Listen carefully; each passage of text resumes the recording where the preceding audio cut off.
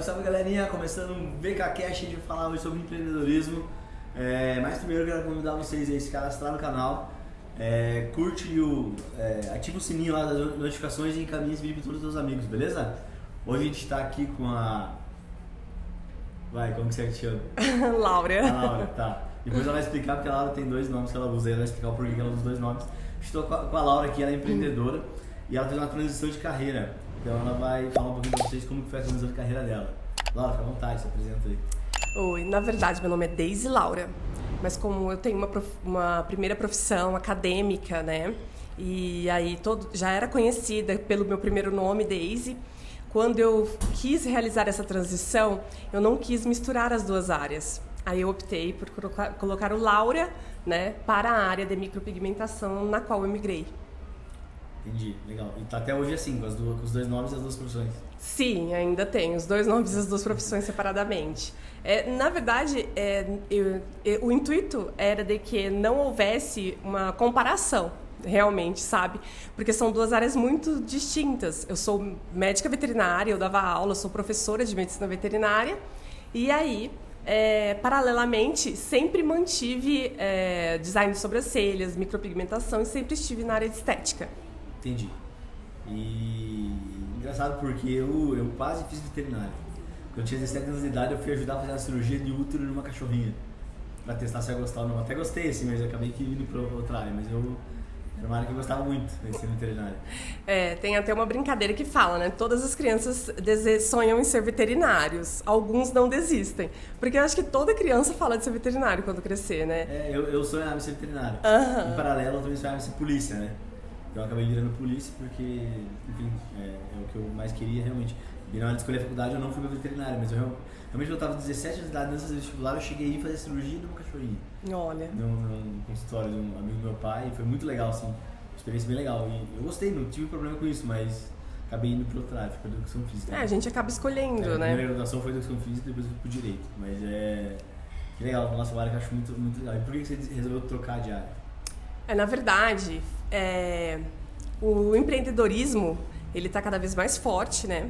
E a gente consegue ver que em algumas áreas você consegue se destacar mais muitas vezes. O que aconteceu? Eu trabalho na área de estética, realizando design de sobrancelhas, rena, estudando sobre isso desde os meus 15 anos de idade. Então, toda a vida eu mantive isso como uma fonte de renda extra. Eu tinha o meu trabalho e tinha isso como fonte de renda extra. Fui estudar, né, a mesma coisa. E durante a veterinária, todo o processo de faculdade, eu utilizava a medicina veterinária como uma fonte de renda... utilizava as sobrancelhas como uma fonte de renda extra. Então, eu tinha meu trabalho, estudava e acabava fazendo sempre, quando eu podia, essas sobrancelhas e mantendo como um extra mesmo. Mas no teu coração, então, a estética já estava, né? Então, né? Eu resisti, né? É verdade. Mas sabe o que é? É que, pra mim, o que eu vejo? Existia um modelo de sucesso de quando, eu não sei qual a sua idade, mas quando eu tinha aí 17, 18, 25 anos, o modelo de sucesso, de ser uma pessoa de sucesso, ele estava muito ligado a ter um curso superior, né, a ter uma profissão, a ter até um emprego fixo. Muitas vezes as pessoas achavam, passou num concurso, né? Então o modelo de sucesso era diferente do modelo de sucesso hoje. A cabeça dos nossos pais, né? Os avós era isso, né? Tem que ter fazer uma faculdade e arranjar um emprego fixo. Sim, e era o que esperavam de mim. Então foi isso que eu acabei procurando, entendeu? Eu falo muito sobre isso. Tem basicamente no mundo só 4 maneiras de ganhar dinheiro. Não tem listas, né? Listas, nem roubar, né? Pelo amor de Deus, nem vender droga. Mesmo assim ainda é empreendedorismo, né? Mas maneira das listas só tem 4 maneiras, né? A que todo mundo conhece, que é a base da economia, é o mercado formal, né? Que é o CLT. Então... a palavra-chave no CLT, basicamente, é a segurança, né? Ele quer o empreguinho que receba aquele valor X, que tenha a segurança de ganhar aquele valor no dia certo do mês e segue a vida daquele jeito. Mas, na verdade, o mundo exige isso da gente, né? A gente é engolido. Isso. Então, essa é a primeira maneira que a gente conhece de ganhar dinheiro, né? Todo mundo fala que é o certo, mas não é o certo, é uma maneira, né? A segunda maneira são os autônomos, né?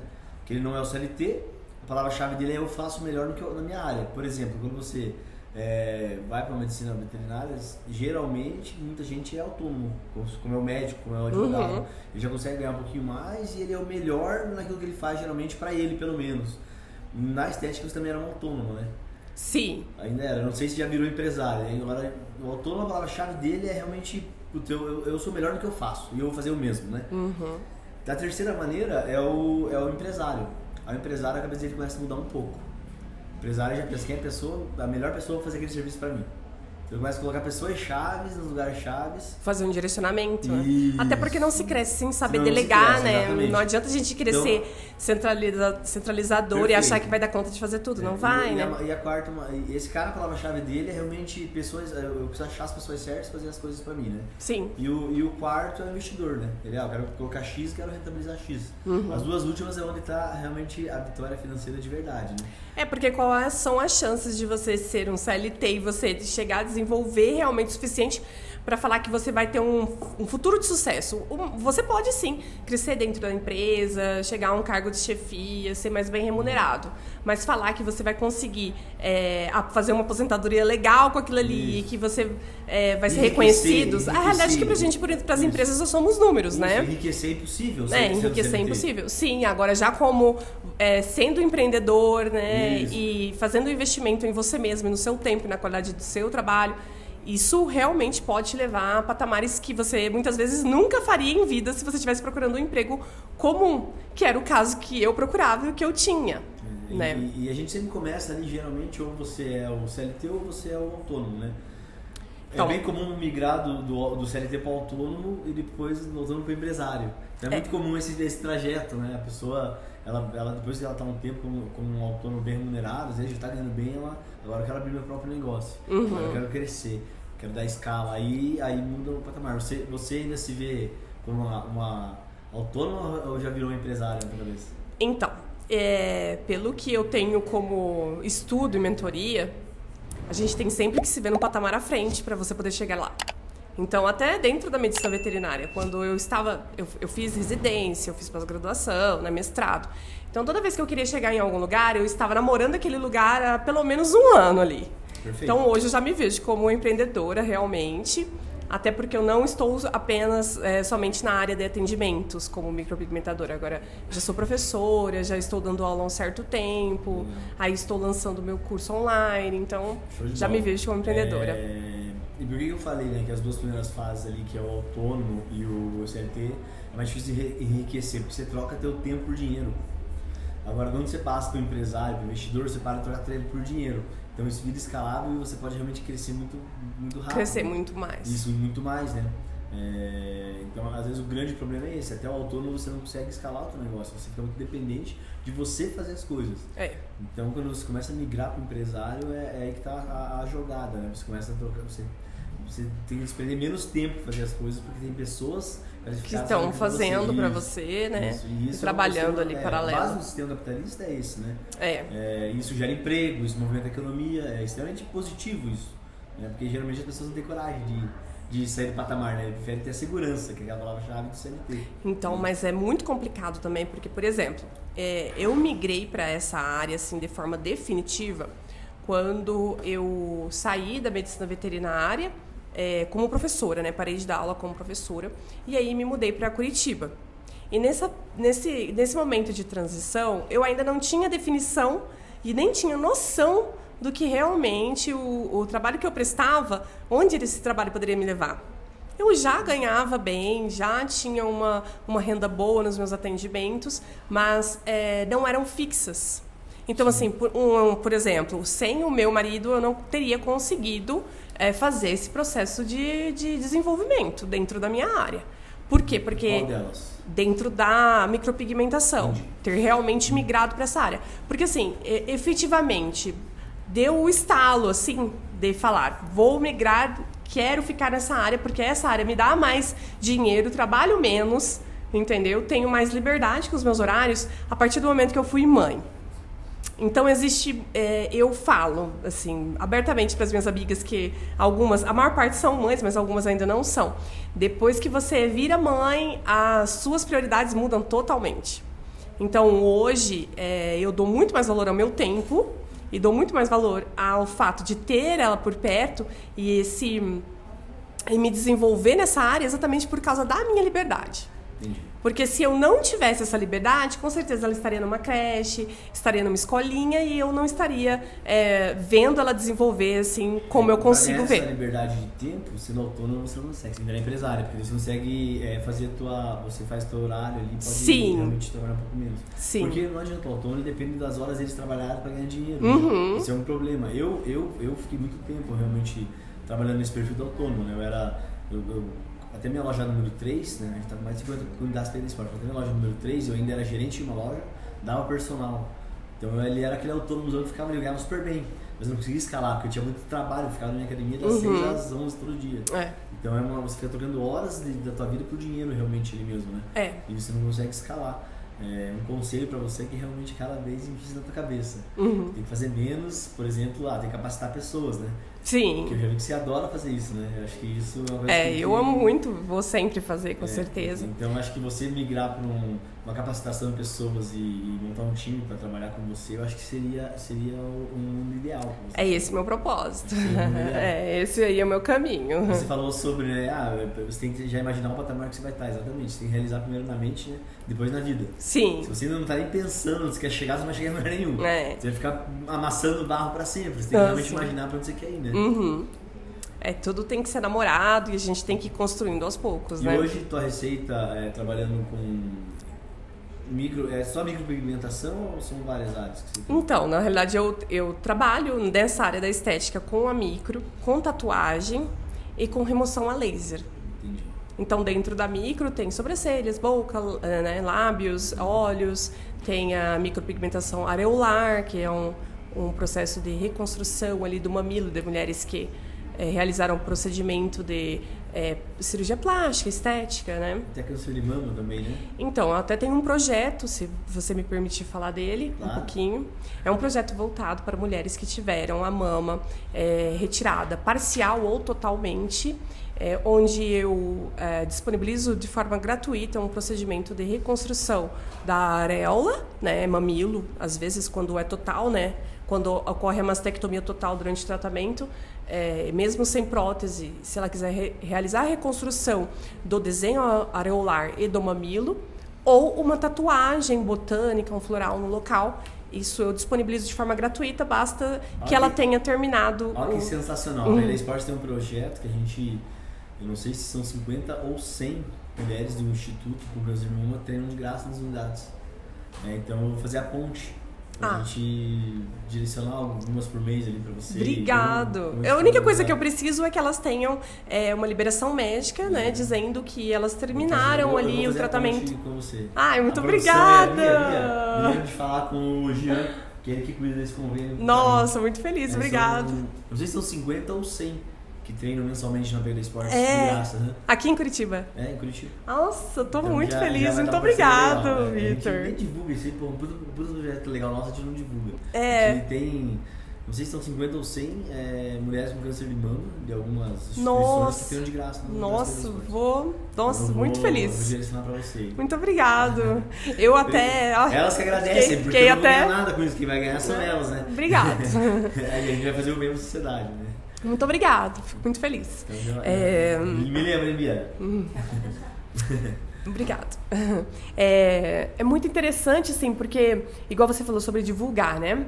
Eu tava com esse projeto e eu tava em dúvida sobre se eu divulgaria ou não, se falaria disso ou não, colocaria ou não nas minhas redes sociais, porque, assim, às vezes as pessoas acham que é autopromoção, né?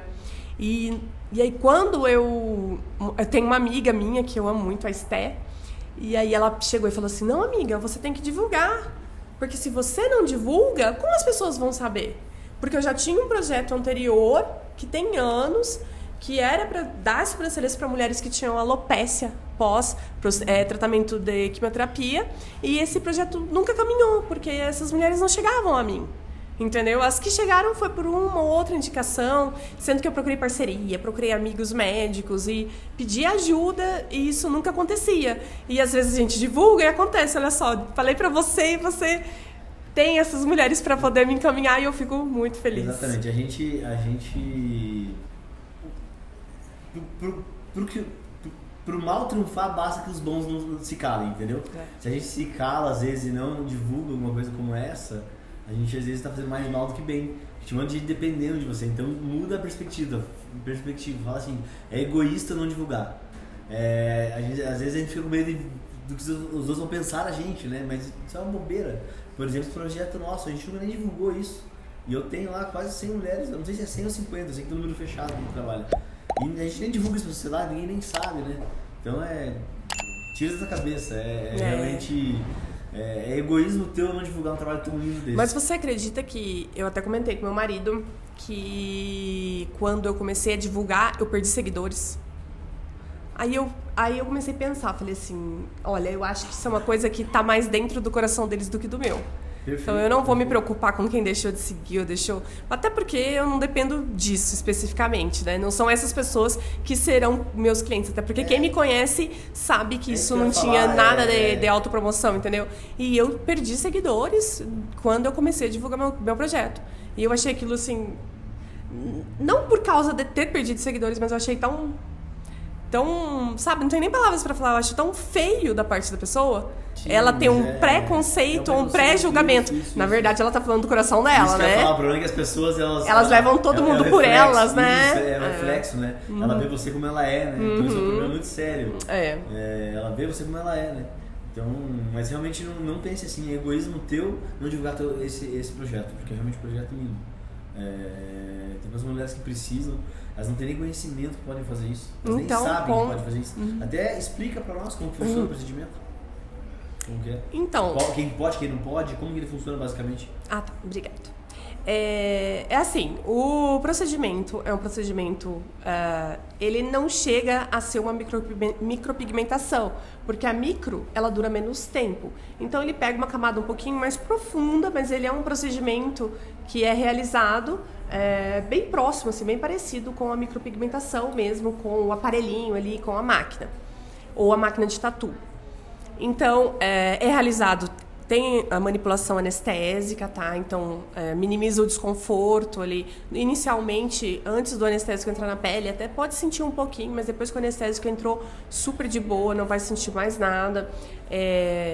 Existe uma simetria e uma adequação, onde eu meço as duas mamas, meço a região a ser reconstruída. Muitas vezes, o outro lado, ela tá um pouquinho desigual, porque tem mulheres que têm câncer de mama bilateral. Então, às vezes, não chega a tirar totalmente de um lado, mas tira parcial. Então, eu faço essa adequação de cor também, tá? Então, tem todo um estudo de colorimetria para saber qual é o melhor tom que vai ficar na pele. Disso? Então, isso depende muito dos direitos de imagem que no caso, a pessoa, né, a mulher que vai fazer essa reconstrução me liberar. Essas imagens podem sim ser divulgadas. Posso divulgar? Você tem alguma que você possa divulgar? Imagem? Não tenho nenhuma hoje com direitos autorais de imagem. Pense o quanto isso vai mudar a autoestima das mulheres, né? Porque realmente é um processo que eu acho que dá realmente tem um peso psicológico muito grande no tratamento de câncer de mama. Eu acredito que deve ser então, isso também, esse fato de direito de uso de imagem já está um pouco atrelado a isso. Porque elas se sentem muito incomodadas com a cicatriz. Muitas não têm condições financeiras de realizar a colocada da prótese ali, né, a cirurgia para implante de silicone, e acabam ficando sem a mama, e elas colocam outras coisas ali no sutiã para poder dar um volume, disfarçar isso. Então, é realmente uma frustração, uma tristeza para muitas. E aí isso já fica um pouco atrelado ao uso de imagem, porque elas realmente têm essa barreira de não querer divulgar, sabe? Eu acho que você ajuda a transformar a vida delas, assim, elas vão com certeza mudar totalmente a autoestima, realmente vai dar uma boa levantada nisso. Eu acredito, né? Não sei se você tá nesse mundo mais próximo aqui, eu deve saber. Então a gente tem uma parceria firmada e a gente vai passar umas Obrigada. mulheres para você trabalhar nelas lá e ajudar realmente elas a melhorar a autoestima. E hoje, você consegue uma receita maior que conseguia antes como médica veterinária já? Como que tá isso aí? Então, eu fiz a transição, eu falei sobre o fato de ter sido mãe, né? E eu fui mãe bem na época do início da pandemia, eu descobri que estava grávida. A pandemia começou em março, eu descobri em abril que estava grávida. Então, assim, naquela época tudo era muito incerto, né? As pessoas começaram a muitos casos de óbito muito rápido, e todo mundo houve um pânico geral, né? A respeito da doença, não à toa. E aí, nesse período, eu acabei me distanciando da área e me resguardando, porque eu tenho bronquite, asma e tinha muito medo realmente. Né? Quando chegou 7 meses de gestação, eu já tinha uma dificuldade respiratória porque a bebê acabava comprimindo o diafragma. Então, assim, eu me ausentei realmente e fiquei longe da área até ela completar 6 meses, que foi o período ali de vacinação dela, né? E também o Covid reduziu drasticamente aí a quantidade de pessoas infectadas. Sim. E também do nível, né, de morbidade que ele estava causando, reduziu também, né? E de mortalidade, quer dizer. E aí, nessa transição, eu retornei. Eu falo assim com todas as letras para você que hoje a minha carreira dentro da micropigmentação é super bem consolidada. Consigo ter um ganho muito bom, muito melhor do que eu teria se eu tivesse continuado na carreira acadêmica como professora de medicina veterinária. Legal. Muito melhor. E a satisfação pessoal, como que tá? Então, a minha satisfação pessoal é imensa, porque é uma coisa que eu gosto muito de trabalhar. E tanto é assim que já tem quase 1 ano que eu fiz o meu primeiro curso de tatuagem. Por quê? Porque é uma paixão tão grande que você tem ali naquele trabalho na pele, sabe, da transformação. Aí eu já tinha vontade de realizar os procedimentos de reconstrução areolar. Então, o meu desejo de ter algo a mais acabou me levando para tatuagem também. Então, tipo... Foi legal várias coisas que você falou aqui que eu tenho um vídeo meu que eu falo sobre realmente transição de carreira. Como a pessoa identifica que ela tem que fazer transição de carreira ou não, né? E eu fiz alguns vídeos já no Instagram, eu falei bastante sobre isso. Pra mim, o primeiro ponto é a paixão. Você tem que ter paixão no que você faz. Com certeza. Então, se onde você tá não te gera paixão, é o primeiro ponto pra você analisar se tá na carreira certa. Fecha o olhar, imagina o que você gostaria de estar fazendo, né? Realmente você tem paixão naquilo. Eu devo perceber que agora você tem paixão. Você podia até gostar antes, mas a paixão tá agora, não tava antes. Assim, eu sempre fui apaixonada por essa área de estética. Eu comecei com maquiagem, depois fiquei com as sobrancelhas. E sou micropigmentadora tem muitos anos. E hoje eu tenho certeza assim, que a consolidação da carreira como micropigmentadora, além de trazer a independência financeira e tudo mais, ela traz uma questão assim, que para mim em particular é muito importante. Porque eu sempre identifiquei que isso era um paralelo, isso era um extra. E aí teve um momento que me deu um estalo assim, eu falei assim, não, isso não é um extra. Isso em, por exemplo, 1 semana me traz o que eu demorava 1 mês trabalhando 3 períodos e o meu final de semana, porque professor, a gente trabalha sábado e domingo, tá? É realidade. E à noite. E quando você está trabalhando, você está respondendo alguma coisa, está corrigindo prova. Então, a vida do professor é essa. E aí eu falei assim, tá, eu ganho em 1 semana atendendo o que eu ganho na medicina veterinária como professora, com pós-graduação, com mestrado, trabalhando 1 mês, entendeu? Praticamente todos os dias, porque o professor trabalha todos os dias. Você falou outras questões importantes aqui. O primeiro ponto que eu falo sempre é paixão. Você tem que ter paixão no que você faz. A segunda é a aptidão. Você tem que ser bom naquilo. Nem que seja mediano e depois melhore, mas tem que ser no mínimo ter aptidão para fazer aquilo. Por exemplo, eu sou policial. Se eu tivesse medo de arma, não ia dar certo, entendeu? Resumindo, é isso. Então tem que ter uma certa aptidão naquilo, né? Sim. O terceiro ponto é o tempo que você gasta com aquela atividade. É o que você falou, professor, não toma muito tempo. Agora eu consigo organizar minha agenda e trabalhar menos. Então o tempo agora está satisfatório. Por isso está na carreira certa. O quarto é a renda que você consegue com aquele serviço, que está muito ligado com o tempo também. Se eu trabalhasse como professor 3 vezes mais, eu talvez ganhasse igual, mas eu tenho que trabalhar muito daí, meu horário e minha família. E minha filha, menina ou menina? É uma menina. Menina, como que vai ficar minha menina? Eu consigo cuidar dela, ficar com ela, não consigo ir. Meu marido, então o tempo que disciplina na atividade. E por último, o legado, que é mudar vidas. Eu acredito que agora você está com todos eles encaixados na tua nova profissão. A paixão, a aptidão, o tempo, a renda e o legado. Quando você vai lá e faz um trabalho numa menina que você vai realmente transformar a vida dela, você vê aquilo, eu acredito que isso você deixou um legado na tua vida. Então eu acho que agora você conseguiu achar a carreira ideal, na minha opinião. Essa questão do legado para mim é uma coisa muito importante, porque esse projeto mesmo é um legado. Eu falei que eu quero daqui, sei lá, 20 anos, parar e pensar, eu consegui fazer o bem para várias mulheres, consegui passar adiante a minha mensagem, entendeu? Então, assim, isso para mim, do projeto em si, que é o Projeto Florir, eu quero como legado mesmo, como meta de vida. Então, eu sei que enquanto eu estiver aqui, eu vou fazer isso até meu último dia. Então, 5 pontos você alcançou nessa nova carreira. Nessa nova carreira. Se você pegar e pensar no plano anterior, provavelmente um ou outro você tinha, mas não tinha todos. Por isso que você resolveu mudar. Mas por isso que você teve que fazer a transição. Eu sou bem assim realista em te dizer que existem profissões, claro, que tem um grau maior de dificuldade e a medicina veterinária, ela é uma profissão maravilhosa. Mas a maior parte das pessoas que pensam assim, eu vou trabalhar com bicho. Não, você não vai trabalhar com bicho, você vai trabalhar com o dono do bicho. Então, por exemplo, dentro da medicina veterinária mesmo, eu já não atendia mais. Eu ainda faço alguns exames laboratoriais quando são encaminhados para mim, mas dentro da medicina veterinária, eu já não trabalhava mais, porque eu migrei. Essa história de você vai trabalhar com bicho e você não e não vai ter dor de cabeça e é maravilhoso. Você não tem que lidar com o bicho, tem que lidar com o dono. É muito complicado. Muitas vezes você faz trabalho de psicólogo com o dono ali, então é realmente bem difícil. E isso foi uma das coisas também que me fez migrar. Porque, por exemplo, eu escutei de várias pessoas. Eu sou patologista clínica e tenho o mestrado em microbiologia, fiz residência. E quando as pessoas perguntavam pra mim, você é médica veterinária? Mas tal coisa. Aquela famosa perguntinha, sabe, sobre o cachorro, assim, né? Aquela consulta meio camuflada que as pessoas fazem com todo veterinário, né? Eu sou acostumada. Normal, né? Eu sou profissional de educação física. Como eu emagreço, bem assim. Pra perder barriga. Meu cachorro tá com coceira, sabe? E assim ia, né? Então, quando eu falava assim, não, eu não clinico, a pessoa olhava assim pra mim e falava assim, como assim você não clinica? Eu falei, não, eu não atendo parte clínica, eu fico só na análise laboratorial. Então, na cabeça das pessoas, nem existe um médico veterinário que não faz atendimento veterinário.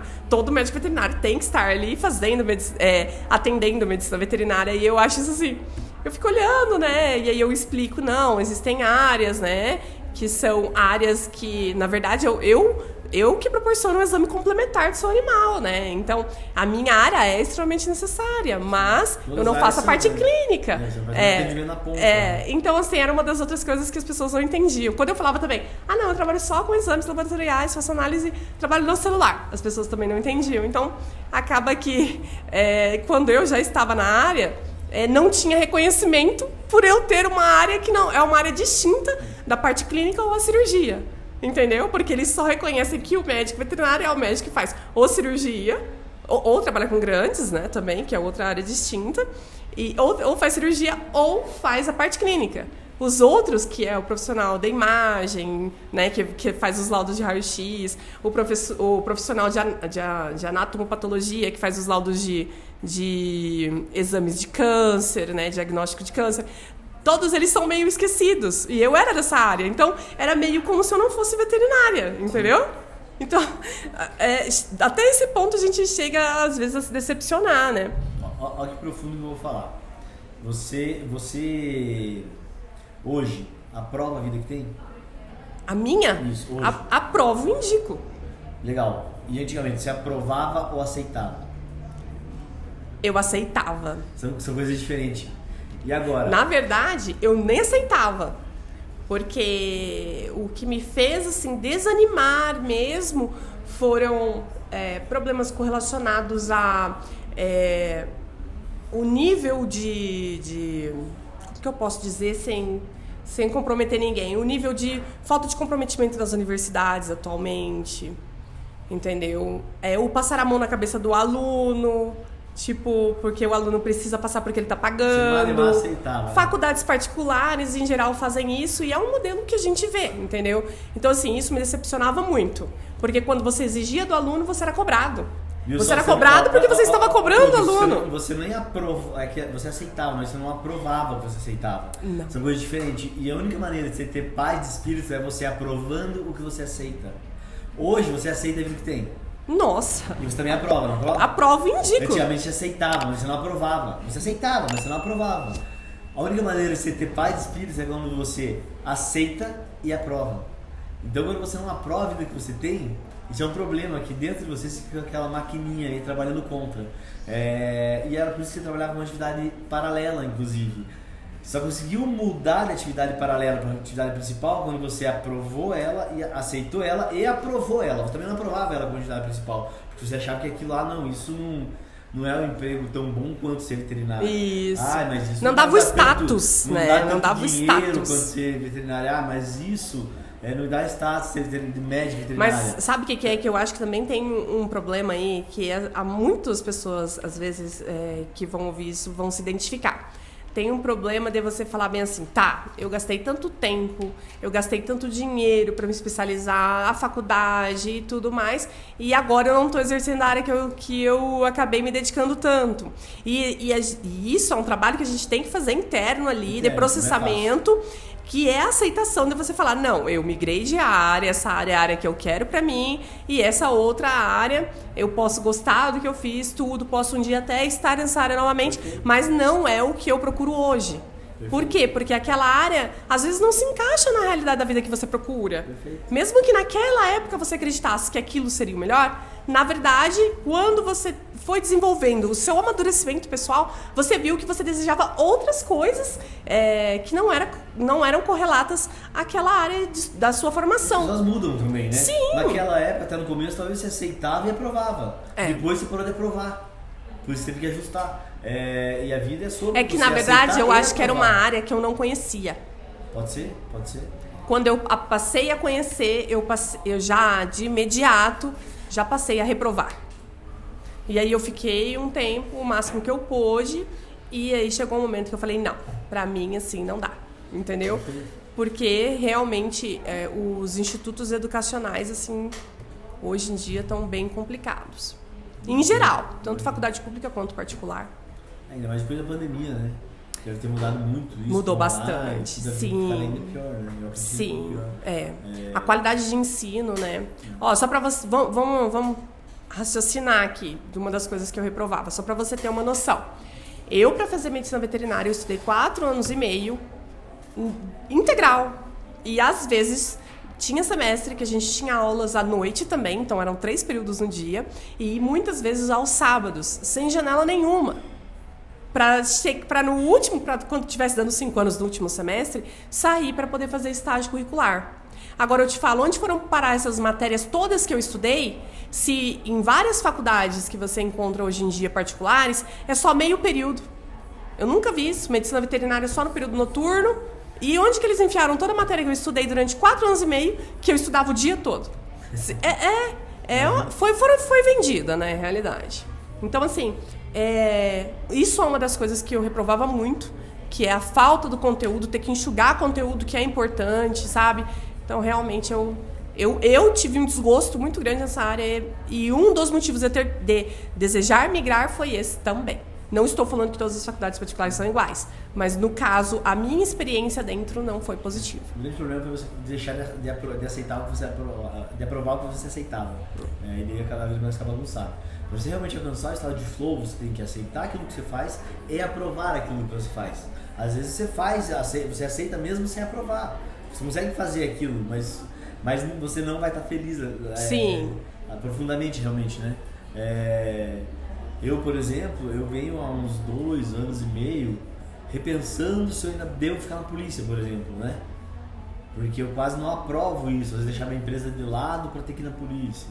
Eu às vezes não aprovo isso, falo, pô, mas tenho 500 funcionários para cuidar, 50 lojas, né? Eu vou ter que viajar, ficar 3 dias viajando para prender ladrão, sabe? O Estado, 7 anos sem dar um reajuste pro policial, às vezes vai viajar e não recebe diária, só na volta.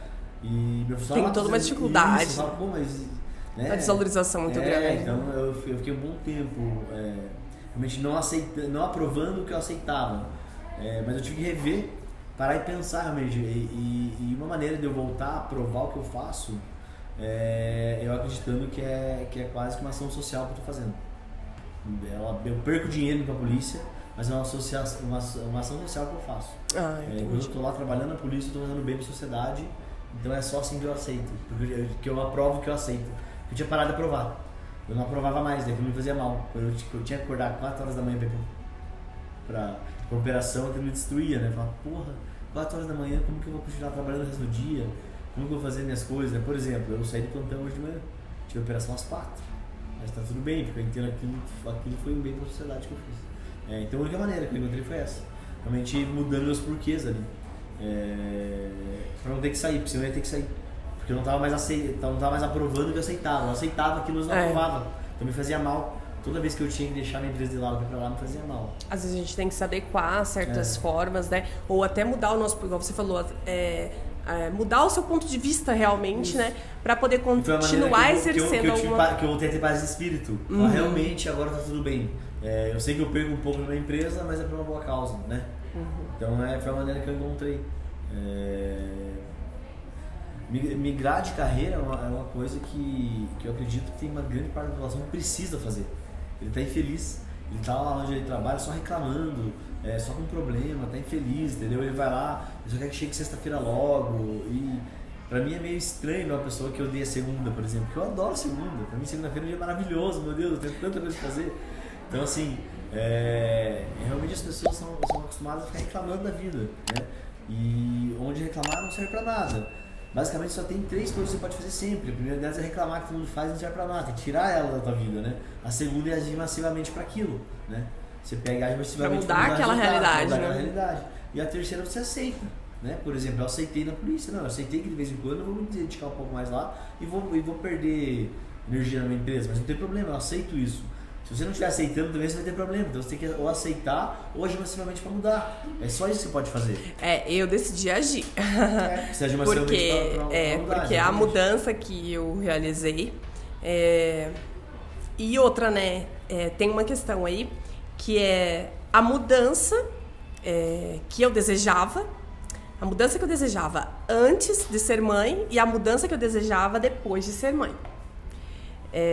Essa transição de pensamentos onde você dá valor ao seu tempo e você dá valor aos momentos que você tem com a sua família de uma forma que você não dá quando você não é mãe, é uma realidade.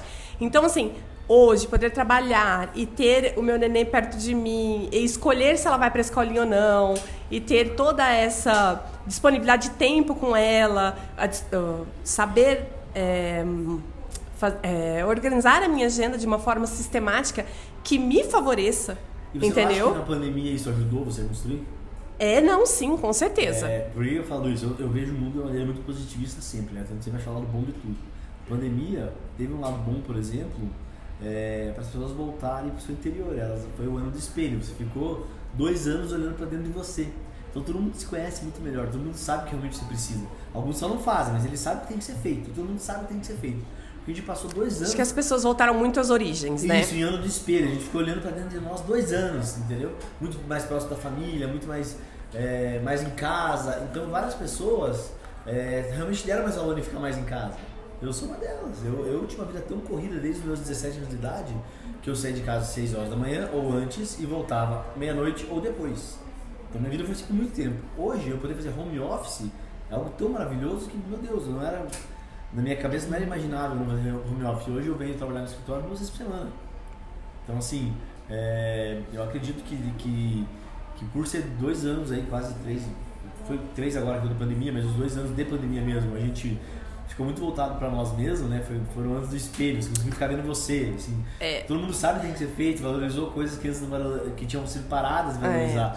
E outra, né? Voltou, e eu observei também que após a pandemia voltou um pouco esse modelo de família que a mãe fica mais em casa. Perfeito, eu também vejo isso. Por que esse modelo eu acredito que voltou também? Porque já é uma vontade intrínseca da mãe ficar com a cria ali, né? Sim, a gente luta contra isso. A gente tenta fazer de tudo para não ir, mas a realidade é que chega 6 meses aí depois do direito, né, maternidade lá, né, do pós-parto, e aí você tem que voltar a trabalhar depois de 6 meses. E a realidade é que as mães, elas se remodelaram para poder, tentando ser autônoma, encarando aí essas dificuldades, encarando esse novo modelo de mercado, para quê? Para poderem ficar com os filhos, entendeu? Para ter mais tempo com os filhos. Então, eu acho que se recuperou muito desse tipo de convívio já por causa da autonomia e, lógico, do financeiro, porque ser autônomo, quando você se dedica, quando você vai atrás e você corre, você faz acontecer, dá certo. É porque é meritocracia, só depende de você, não depende de mais ninguém. Sim. E a vida é meritocracia, né? Basicamente, o sistema capitalista é um sistema de recompensa, só isso. O mundo te devolve em dinheiro o teu trabalho, é só isso que acontece. A gente tem uma visão que é cultural, principalmente do brasileiro, de demonizar o dinheiro, né? Como se fosse algo negativo, né? O dinheiro não é de Deus, um rico, mais fácil... Sabe aquelas historinhas que a gente escuta a vida inteira que isso... Tanto é que agora, com tudo que está acontecendo dentro da política... Isso se faz muito nítido, né? Muito nítido. Porque as pessoas, elas se dividiram. Quem vota em fulano é rico, quem vota em ciclano é pobre. Essa divisão foi ridícula. Isso é uma divisão implantada há décadas aí na cabeça das pessoas, porque não existe uma divisão. Não existe. Na verdade, é que as pessoas querem puxar para baixo, né? Em vez de tentar alcançar o nível de cima, eles querem puxar para baixo. Por quê? É mais fácil. Né? Por quê? É mais fácil fazer isso. Um exemplo, pra gente ter uma noção. Eu até estava conversando com a Bia e a gente tocou nesse assunto sobre as cotas, a questão de cotas. Eu vi numa entrevista lá que uma repórter pegou e falou sobre...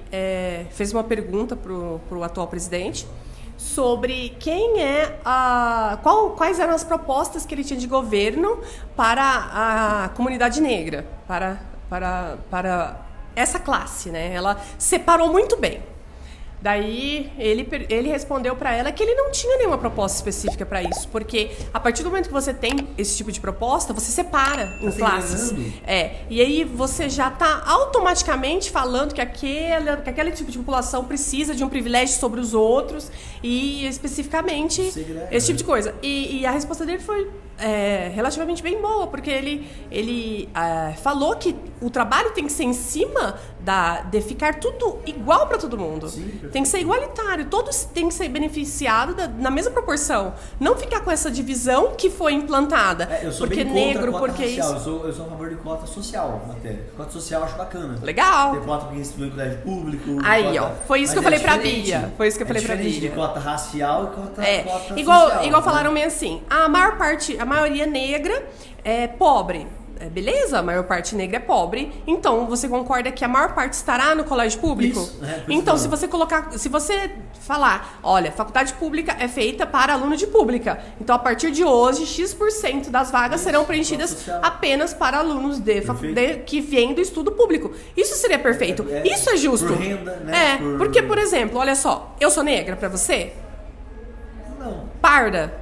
Talvez, a gente é tudo misturado, o Brasil Então, mas eu tenho uma avó negra. Eu também tenho. Eu poderia ter me declarado negra. Eu também. E você sabe que dentro da Constituição lá e dentro das leis, uma pessoa que ele tem ligação direto, né? Tipo, descendência direta, que no caso são os avós negros, ele tem direito a ser considerado negro. Sim, eu tenho. Entendeu? Também, eu tenho uma avó negra. E eu me zoam brincando na minha casa, você é negão da família. Minha irmã fala brincando. Mas eu não sou, né? Se eu falar, você é preto, não é. Ou a gente é misturado, mas é uma miscigenação imensa. Aí eu te falo, se eu quisesse entrar nesse valor de cota, se eu quisesse fazer parte disso, eu acho isso injusto, entendeu? Acho injusto a cota e acho injusto pessoas que... Se você faz uma cota racial, você vai segregar lá dentro ainda, o que é pior, porque daí você vai pegar o negro que estudou em escola particular, que teve uma certa estrutura e vai entrar pela cota. Então, e às vezes o que existe isso também. Que precisaria não vai entrar. Não vai entrar sem ter um estudo, sem nada. Então você vai segregar dentro da própria classe, que é uma maior burrice. Você tem que fazer cota social. Eu também acredito. Social, o que significa? Você faz lá por renda da família, renda familiar, coloca lá que tem que ter estudado em colégio público a vida inteira e pronto, entendeu? Por exemplo, né? É uma maneira, você vai cortar igual lá, mas o negro... A maioria é pobre, mas ele vai ter estudado em uma escola pública, então, provavelmente, Sim. Né? Não vai ter ido para escola privada, que é o grande problema. Aí eu tenho... O ensino é melhor, geralmente, na escola privada, né? É mais em grandes centros, né? Em cidades menores até tem escolas... Tem o ensino... Públicas que são boas. São bem boas, mas nos grandes centros... Grandes centros, geralmente a gente não consegue competir o ensino privado com o público, né? Então eu acredito que cota social era legal. você subiu o número realmente de vagas para... Eu acho que seria até uma questão mais justa. Muito mais justo, com certeza. Porque aí quem estudou em pública ia concorrer com quem estudou em particular ia concorrer com quem estudou em particular. Isso. Não é verdade? Aí eu tenho até um amigo uma vez que falou bem assim, as minhas filhas estudam em particular porque eu quero dar um melhor ensino, porque o ensino da pública não serve, que não sei o quê. Eu falei, então, é mais fácil falar que o ensino da pública não serve do que lutar ir nas reuniões dos colégios das públicas, ir atrás de tantos outros tipos de recurso que nós temos, mas ninguém faz nada. E hoje mesmo, quem que a gente conhece que faz alguma coisa que está dentro de uma secretaria de educação, sim, cobrando alguma coisa, vendo se está sendo bem aplicado as verbas que vem do governo? Ninguém está nem aí para isso. Realmente, se ele realmente está usando todo o potencial de estudo... E quer acusar o sistema, você tá entendendo? Se ele realmente está estudando, tem que estudar, se realmente está dedicado, você não fica o dia inteiro no TikTok, entendeu? Olha só, por que você acha que a educação está tão ruim nos 2 últimos anos? O pessoal fala que é por causa da pandemia. Sim, o modelo de colégio que infelizmente teve que acontecer durante a pandemia prejudicou, com certeza, porque os professores não estavam preparados para esse modelo de aula. Nem o da particular também estava. Eu vi aulas da particular do meu enteado e eram aulas péssimas, onde não tinha desenvolvimento de nada. Desde o ensino fundamental até a graduação. Então assim... Porque estava se adaptando. Porque estava num processo de adaptação. Aí todo mundo quer condenar, falar que o ensino tá isso, o ensino tá aquilo. Tudo bem, eu concordo que o ensino precisa de uma reformulação, um remodelamento, né? Agora, é muito fácil os pais falarem isso, sendo que eles não param para olhar se os alunos fizeram a tarefa, os filhos fizeram a tarefa de casa. Eles querem culpar o colégio, querem culpar os professores. Na verdade, eles querem culpar alguém pela irresponsabilidade deles. Porque eu falo isso? Porque a minha mãe é educadora e ela já tá num nível assim de supervisão, tudo. Mas ela foi muito cobrada durante a pandemia. Porque os pais, na verdade, os filhos tinham as matérias, tinham que realizar as matérias dentro de casa, mas os pais não tinham o menor tempo, a menor paciência, a menor vontade de sentar ali com o filho e olhar a tarefa. E a gente não tá falando de contas difíceis ou alguma coisa difícil, não. A gente tá falando ali daquele arrozinho com feijão, a continha de somar, um desenho para pintar. Primeira e segunda série. Eu aposto com você que aqueles que eram alunos dedicados continuaram dedicados em casa. Com certeza. Aqueles que eram mais ou menos, ficaram ainda pior em casa. Porque também é espelho do pai, né? Do pai e da mãe, é realidade. Sobre as pessoas, não é sobre é sobre ele mesmo, não é sobre o mundo exterior, né? As pessoas sempre querem terceirizar a culpa, querem achar um culpado, um dono do problema. E nunca focam no que ele pode mudar dentro dele. Por que eu falo isso? É muito comum a pessoa se contentar com uma vida medíocre, né? Então, pra mim tá tudo bem, a culpa foi que a pandemia não dá pra ir pra aula, então não precisa aprender nada. Né? Enquanto ela podia estar em casa, podia estar dedicando, sei lá, 4, 5 horas por dia em estudo. Mas quantas horas ela fica em TikTok, quantas fica vendo porcaria? As pessoas perdem tanto tempo com porcaria. Tanto é que as redes sociais se remodelaram, né? Isso, mudou tudo. Você fala, porra, cada um tem que fazer a sua parte, né? É mais sobre você do que sobre os outros, né? E se você tem um filho que ainda não consegue tomar essa decisão, é você ajudar ele a fazer isso. Né? Pra que a gente serve, né? Se a gente não direciona, quem vai direcionar, né? Você tem que se desenvolver, né? Até porque a educação começa em casa, a escola realmente é o suporte, né? suporte, a educação básica começa em casa. A escola não dá educação básica. Só que a gente vive numa sociedade que está completamente corrompida, né? Assim, tá aquela sociedade que está, meu Deus, uma bagunça, né? Os valores da família diminuíram muito. Tem um lado, o pessoal me critica muito, eu sou bem diretivo, assim, né? Mas, por exemplo, eu entendo que existe muito uma diferença entre energia feminina e energia masculina. Não importa se é um casal de 2 homens, 2 mulheres, alguém vai ter uma energia e o outro tem que ter a outra, porque senão não vai combinar. Igual você falou, depois que eu tive filha, eu realmente quis ficar mais em casa com ela, cuidar mais, fazer a função mais de mãe.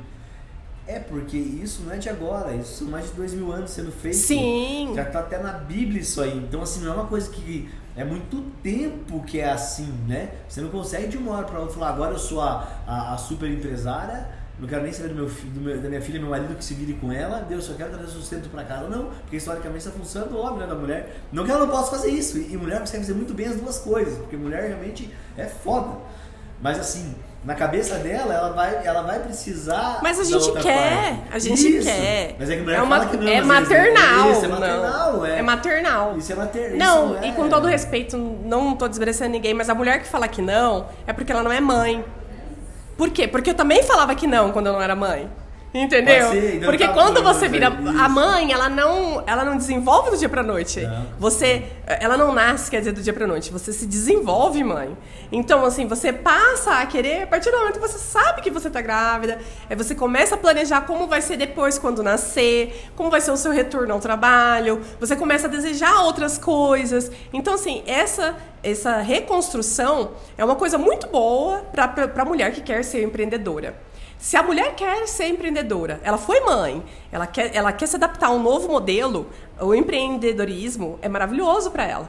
Por quê? Porque não só na minha área, por exemplo, que é a micropigmentação, existem N outras áreas em que a mulher pode investir em casa, trabalhar em casa, realizar um trabalho de qualidade, de alto nível, rentável, ser realmente aquela empreendedora boa. Eu ia falar outra palavra. Pode falar.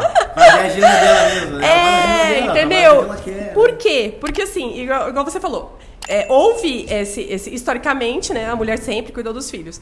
Então, assim, houve essa transição para a mulher começar a trabalhar fora, fazer coisas fora, e os filhos, deixar de ter filhos também, né, começou, diminuir a taxa de natalidade, deixar de ter, ou diminuir a quantidade de filhos, isso é natural. E muitas mulheres optaram por não ter já por causa da carreira mesmo, porque é um novo modelo que resolveu que trocar, né? A carreira pelo filho. Não precisa trocar, né? Quer trocar a carreira, ou a carreira ou o filho. Não, é um novo modelo que se instalou, isso, não é verdade? Então, assim, depois da pandemia, a gente conseguiu regredir. A gente conseguiu falar, opa, calma, né? Vamos olhar um pouquinho mais aqui para a família, tudo. E e nessa época, com o Covid, com toda essa pandemia, nasceram essas mulheres que queriam que viram mais a necessidade de ficar em casa, de tentar desenvolver uma outra coisa que era apaixonada também, uma outra fonte de renda que, às vezes, muitas pessoas perderam o emprego, né, naquela época, e muitas não perderam o emprego, mas foram remanejadas realmente para fazer home office e assim por em diante. Eu acredito que quase ninguém ficou como era, tudo deu uma ajustada. Sim. Todo mundo ajustou alguma coisa, não voltou como era. Hoje a gente vê uma infinita gama de produtos diferentes que você sabe que a mulher pode sim realizar na casa dela, ali no conforto da casa dela, junto com a família dela, e tá revendendo isso na internet. E é um modelo que funciona muito bem, que dá muito sucesso e que eu, particularmente, por estar também trabalhando assim, super indico. Essa independência financeira, essa questão, ela tem mais a ver com você do que com o exterior. Se você realmente quiser se desenvolver em qualquer setor, qualquer área, fazer acontecer, você vai fazer acontecer. E a meritocracia. O sistema capitalista basicamente é uma meritocracia, entendeu? Você vai ser remunerado pelo que você faz. Eu vejo pela minha esposa, né? Ela é maquiadora. E a gente conversa, ela em uma semana, que às vezes ela pega pra trabalhar, ela ganha mais do que uma pessoa normal ganha em um mês, 2. E ela pega, dá um monte de curso na semana e tal. Ela realmente trabalha muito, às vezes 5 dias, 6 dias, 7 dias. Sim. Mas depois ela pode ficar, por exemplo, 2 semanas sem trabalhar, se quiser. Então ela organiza a agenda, às vezes vai viajar pra trabalhar, enfim. Só que ela sabe que vai ter que trabalhar muito alguns dias, né? Ela organiza essa agenda. Olha, vamos trabalhar 7 dias bastante, depois eu fico 2 semanas É o que eu faço. tranquila. E eu imagino que é o que você faz, né? Aqui em Curitiba eu ainda faço remanejo de uma forma diferente, coloco as clientes dos horários em que eu posso manipular isso, né? Num período em que eu tenho condições de manter meu neném ali próximo. Então, eu já remanejo a minha agenda como eu quero realmente. E quando eu viajo, e me desloco também para trabalhar, me desloco para viajar. E nessas viagens, realmente, a gente consegue ter um faturamento alto, às vezes que se você for diluir, dá o salário aí de muita gente que tem trabalho fixo por 2, 3 meses, entendeu? E as pessoas às vezes estão lá, mas é a segurança, é a segurança. Eu faço algumas contas às vezes com o pessoal, né? Por exemplo, mas você é funcionário público, tem estabilidade, não sei o quê. Eu faço conta, tá, beleza, funcionário público, eu ganho meu salário de polícia lá, R$6.000 por mês, faço 6 mil vezes 12 meses, eu ganho, sei lá, 60, 70, não dá 80 mil no ano, né? Pô, eu ganho 80 mil reais no ano, eu ganho 80 mil reais para trabalhar o ano inteiro, né? Eu tenho 50 lojas, se eu pegar o salário mínimo da minha funcionária, que é do meu estagiário, ganha lá, sei lá, R$900, quase 1.000, sei lá, R$800 de estagiário, menos ganha estagiário, eu acho, não sei. Se pegar salário mínimo por loja, 50 lojas vezes R$1.200, já deu mais de 50 mil, deu 60 mil no mês. No mês. Então, assim, eu perdendo tempo lá na polícia, trabalhando para ganhar o que eu ganhei no mês, com salário mínimo. Se pegar o salário mínimo de cada loja minha, se eu pegar o salário de um gerente, que é, sei lá, 4 mil e pouco, tô falando em 200 mil no mês. Então faz a conta, né? Quanto você pode escalar o negócio, quanto você pode realmente... Que segurança é essa que você vive? É uma mentira que você vive de segurança. Se você em 1 ano faz dinheiro para 5 anos, ou seja, você trabalha 1 ano e fica 5 anos em casa pensando, então, com essa tua segurança, para decidir o que você quer, né? E outra, então, né? Uma vida presa, né? Uma segurança que não existe. E é uma segurança que não existe, na verdade, né? E outra. Você pega Minas Gerais, um governo anterior atrasava o salário do funcionário. Quase todo mundo foi para a SPC porque o governo pegou, descontou o consignado deles e não pagou os bancos.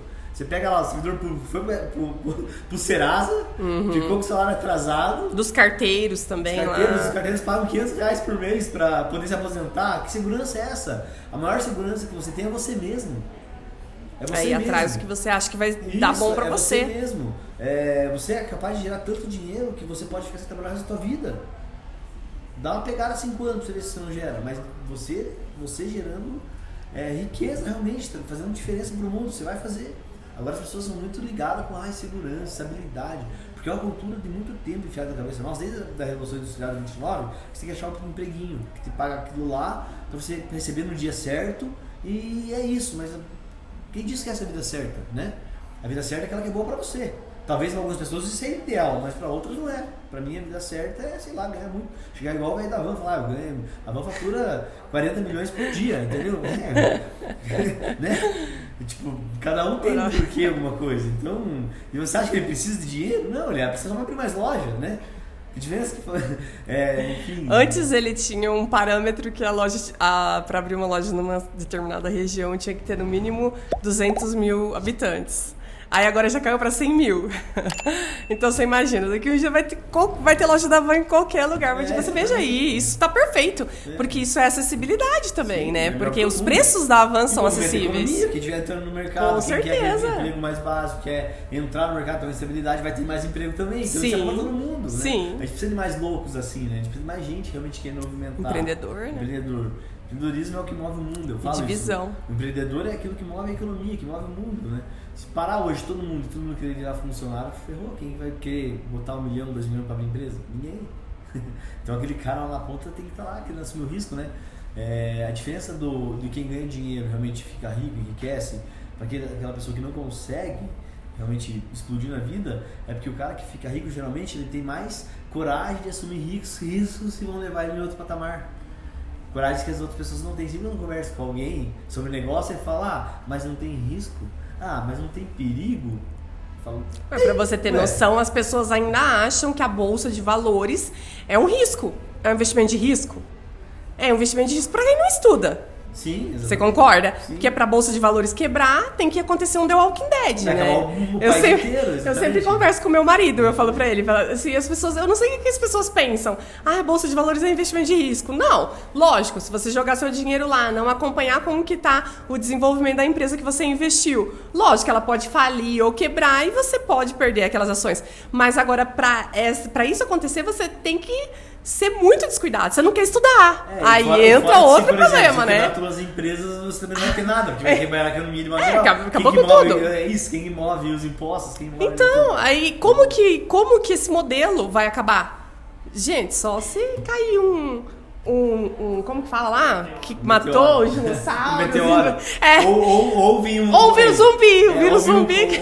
Ou quase, né? Eu vi um Covid e você ficar 3 anos fechado, né? Fica em casa. Fica em casa. Aí fica em casa, fica em casa. Eu falava muito no começo da pandemia. A gente, antes de fechar, a gente já sabia que ia fechar, porque tinha minha funcionária que é gerente de marketing e ela morava na Espanha. Ela trabalhava de lá em remoto para nós já, né? Então a gente já era bem habituado com esse trabalho remoto. E lá fechou tipo 30 dias antes. Então eu falando com ela sobre o panorama, ela falou, aqui fechou. Eu vi os números lá e falei, cara, que vai fechar daqui 20, 30 dias. A gente já sabia que ia fechar. Devemos fazer reuniões, né? Estruturando realmente a tomada de decisões. Porque é muito evidente para mim, se você ficar fechado um ano, acabou, entendeu? Uma empresa. Como que você faz com o seu funcionário para gastar um ano? Não tem como, ninguém aguenta para gastar um ano. Você está preparado para virar um mês, 2 meses, talvez, no máximo 3. Agora, depois disso, não tem mais o que você fazer, né? E tem que segurança que esse funcionário tem, não existe segurança. A mesma insegurança que eu tenho, ele também tem, todo mundo tem, né? Se o negócio quebra. Então a gente estava começando a se preparar. Eu mudei muito minha postura, né? Porque eu sou o CEO da PHD Sports e eu tive uma postura mais até então, muito voltada a processo, para dar resultado. Nessa data eu mudei totalmente, larguei processo, só voltei a tomar decisão. Então eu fiquei 2 anos só tomando decisão. Eu não me preocupava muito com o processo, eu me preocupava em tomar a decisão certa para poder voltar a funcionar. Então a gente ficou 2 anos tendo que tomar decisão, realmente para não destruir o negócio. Porque quando foi dar o primeiro fechamento, eu fiz reunião com o meu sócio, falei, negócio seguinte, galera, eu preciso que vocês já liguem hoje e negociem todas as contas para 3 meses. Porque a gente não sabe o que vai acontecer no mundo. Onde já começou, tem mais de 3 meses que começou e ainda não parou. Então a gente vai ter que negociar para 3 meses. Aí tem caixa para 2 meses. Ou seja, parcela tudo para frente e vamos garantir o salário do funcionário. Vamos garantir que ele sangue um pouco e a gente também. A gente chamou, antes de começar as medidas, a gente já chamou todos os funcionários e renegociou, por exemplo, redução de carga horária. Tipo, voluntária para ele ganhar alguma coisa, que é melhor do que nada, né? Sim. Então a gente começou a fazer conta. Eu prefiro pagar 2 salários meio para ele do que um cheio e mês que vem não ter que pagar. Porque a gente vai se ajustando, depois vamos fazer algumas medidas. E graças a Deus teve várias medidas do governo federal que vieram realmente para salvar o empresário, o pequeno, o médio e o grande, né? Porque realmente a gente teve algumas medidas ali que se não tivesse, não teria como voltar. Você não teria como operar. O meu negócio ficou fechado em 2 anos de pandemia, um ano inteiro. Aí depois o pessoal vê isso, você mesmo falando sobre os recursos que o governo federal, né, as opções que o governo federal deu para que os empreendedores não fechassem, né, os empresários não fechassem, não perdessem os seus negócios. E aí fala sobre essa questão da divisão, né, de quem gosta do governo e de quem não gosta, né, de quem apoia e quem não apoia. Quem apoia é os ricos. Não é os ricos. Gente, tem que entender que sem os empreendedores, sem os empresários, sem quem gera emprego, o que os menos favorecidos fariam, vai? Porque isso, já que é um empresário que é rico, isso, né? O empresário é rico, tá, beleza, o empresário é rico, mas ele gera emprego. E o pobre trabalha para o empresário, tá? E se o empresário quebra? O que o pobre ia fazer? Isso, que ia fazer. Entendeu? Então, assim, é muita conversa de... é uma relação complexa. É claro que a base não ganha como deveria ganhar. Lógico. É claro que não ganha. Mas a gente é uma economia que está em desenvolvimento ainda. A grande parcela do país ganha mal, você não consegue mover a economia. Eu consigo dobrar o salário do meu funcionário, eu consigo. Se eu dobrar o preço da mensalidade, meus alunos também não aguentam pagar. Então a economia é uma coisa que ela vai se ajustando aos poucos. Não é tão simples assim, vou dobrar aqui, lá não vou dobrar. Ou seja, eu posso dobrar o salário do meu funcionário, mas vai dobrar o custo de todo mundo igual. Pode hoje pegar, só que isso é inflação, é o que, se eu jogar dinheiro na economia, acontece. Então essa relação ela é muito complexa. A única maneira de criar dinheiro de verdade é abrir negócio. Fazer negócio novo, para você movimentar a economia, para a população consumir mais. Com certeza. Então o único jeito de mover a economia é esse, você gerando mais negócio, não tem como, né? Eu gostaria hoje de dobrar o salário de todo funcionário meu, mas para isso eu teria que exatamente dobrar a mensalidade da minha academia. Agora pergunta nos meus, mais de 30 mil ativos, se eu dobrasse hoje, quantos que eu ia ter? Provavelmente metade, ou seja, eu não ia conseguir dobrar minha receita. Então a conta ela é complexa de ser feita e o empresário sempre está nessa corda bamba. Eu tive uma discussão essa semana, tomara que ele esteja me vendo aí, hein? Chefe meu, inclusive, extremamente estudioso, professor universitário de Direito, e porque ele estava condenando, por exemplo, que iFood, Uber não ganha 13ª e férias. Falei, cara, mas é um modelo de negócio que não tem como ele ganhar 13ª e férias. Porque é um modelo que ele não é CLT, ele é autônomo, o modelo de negócio é diferente, não tem como. Você pega, por exemplo, eu já aluguei carro para Uber, né? Eu já tive vários carros alugados para Uber. Nesses carros, eu conversava com eles. Então eu entendia quanto ele ganhava mais ou menos. Alugando o carro, ele ganhava de R$2.500 a R$5.000 por mês, dependendo do motorista. O bom ganhava 5, o ruim ganhava 2.500. E pagando o aluguel de carro ainda, sobrava ali para ele esse valor. E daí eu conversava com eles, eu entendia que ali era o sistema bruto da meritocracia, entendeu? E daí eu falei pra esse meu professor, tá, mas pensa só, se eu pegasse hoje, tem cara que ganha R$2.500 e cara que ganha R$5.000 trabalhando de Uber. Eu ia ter que todo mundo pagar fixo R$2.000 de salário pra dar o valor. Você acha que o cara ganha assim ia ficar feliz? Ia ficar puto. O cara ganha 2.500 até ia ficar contente, que ia ganhar alguns direitos. Mas novamente vai pegar a chata da economia, porque o cara que trabalha bem é passar a trabalhar mal pra poder ganhar igual o cara que trabalha mal. Então a gente achata, às vezes, tentando fazer uma medida dessa. Não é que eu sou contra direito trabalhista, sou a favor, mas do cara que realmente segue a CLT. Alguns outros modelos não tem como, o modelo de negócio é inviável. Exemplo clássico disso foi a Colômbia ou Bolívia, que essa semana o iFood acabou de comunicar que está saindo do país.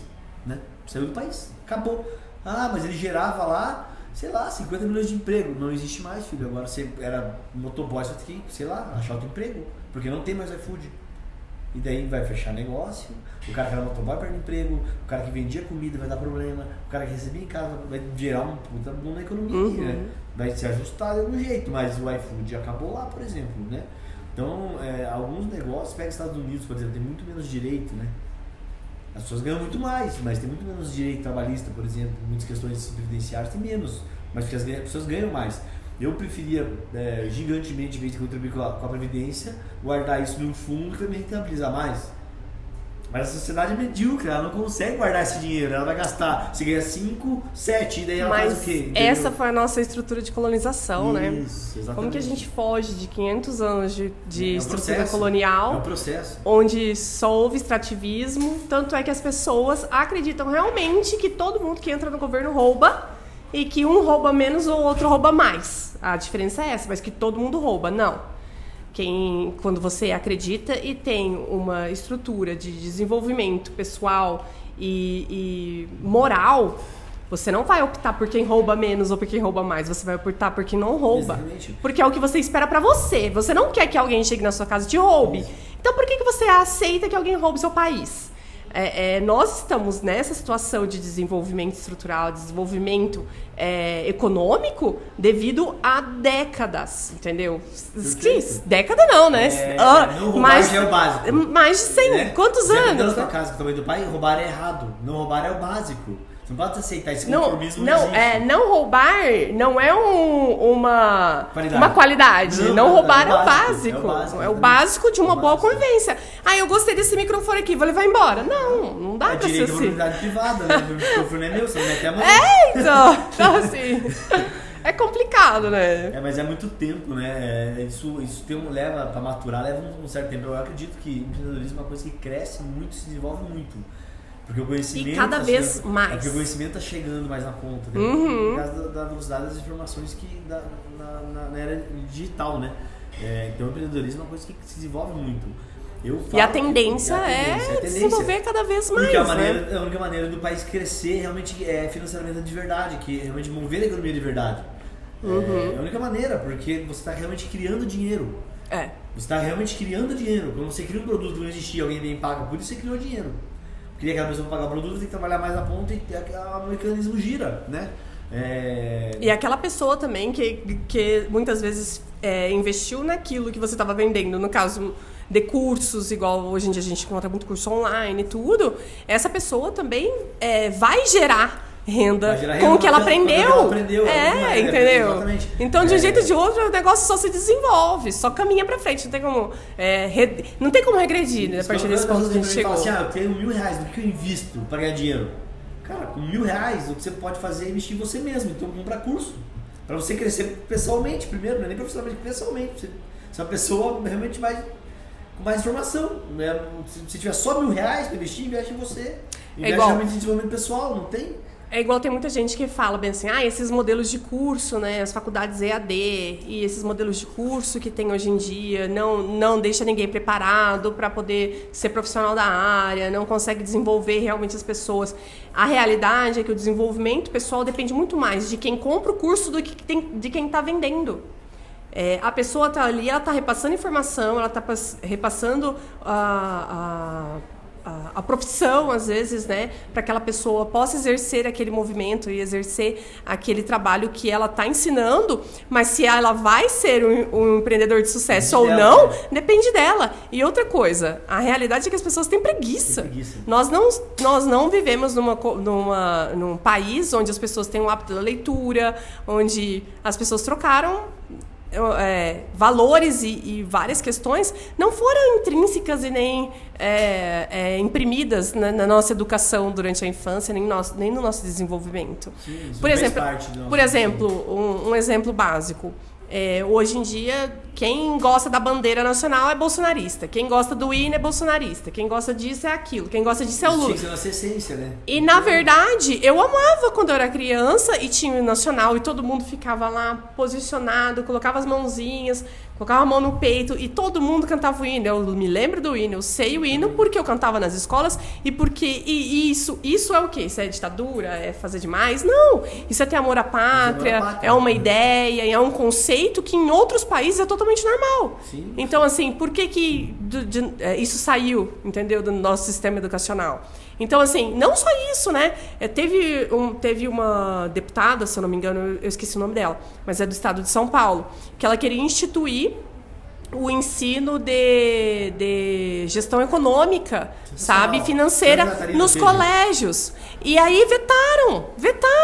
Agora eu falo... teve um projeto desse e daí a bancada de esquerda se levantou e falou: a criança não precisa aprender sobre economia, ela precisa ganhar o feijão e arroz.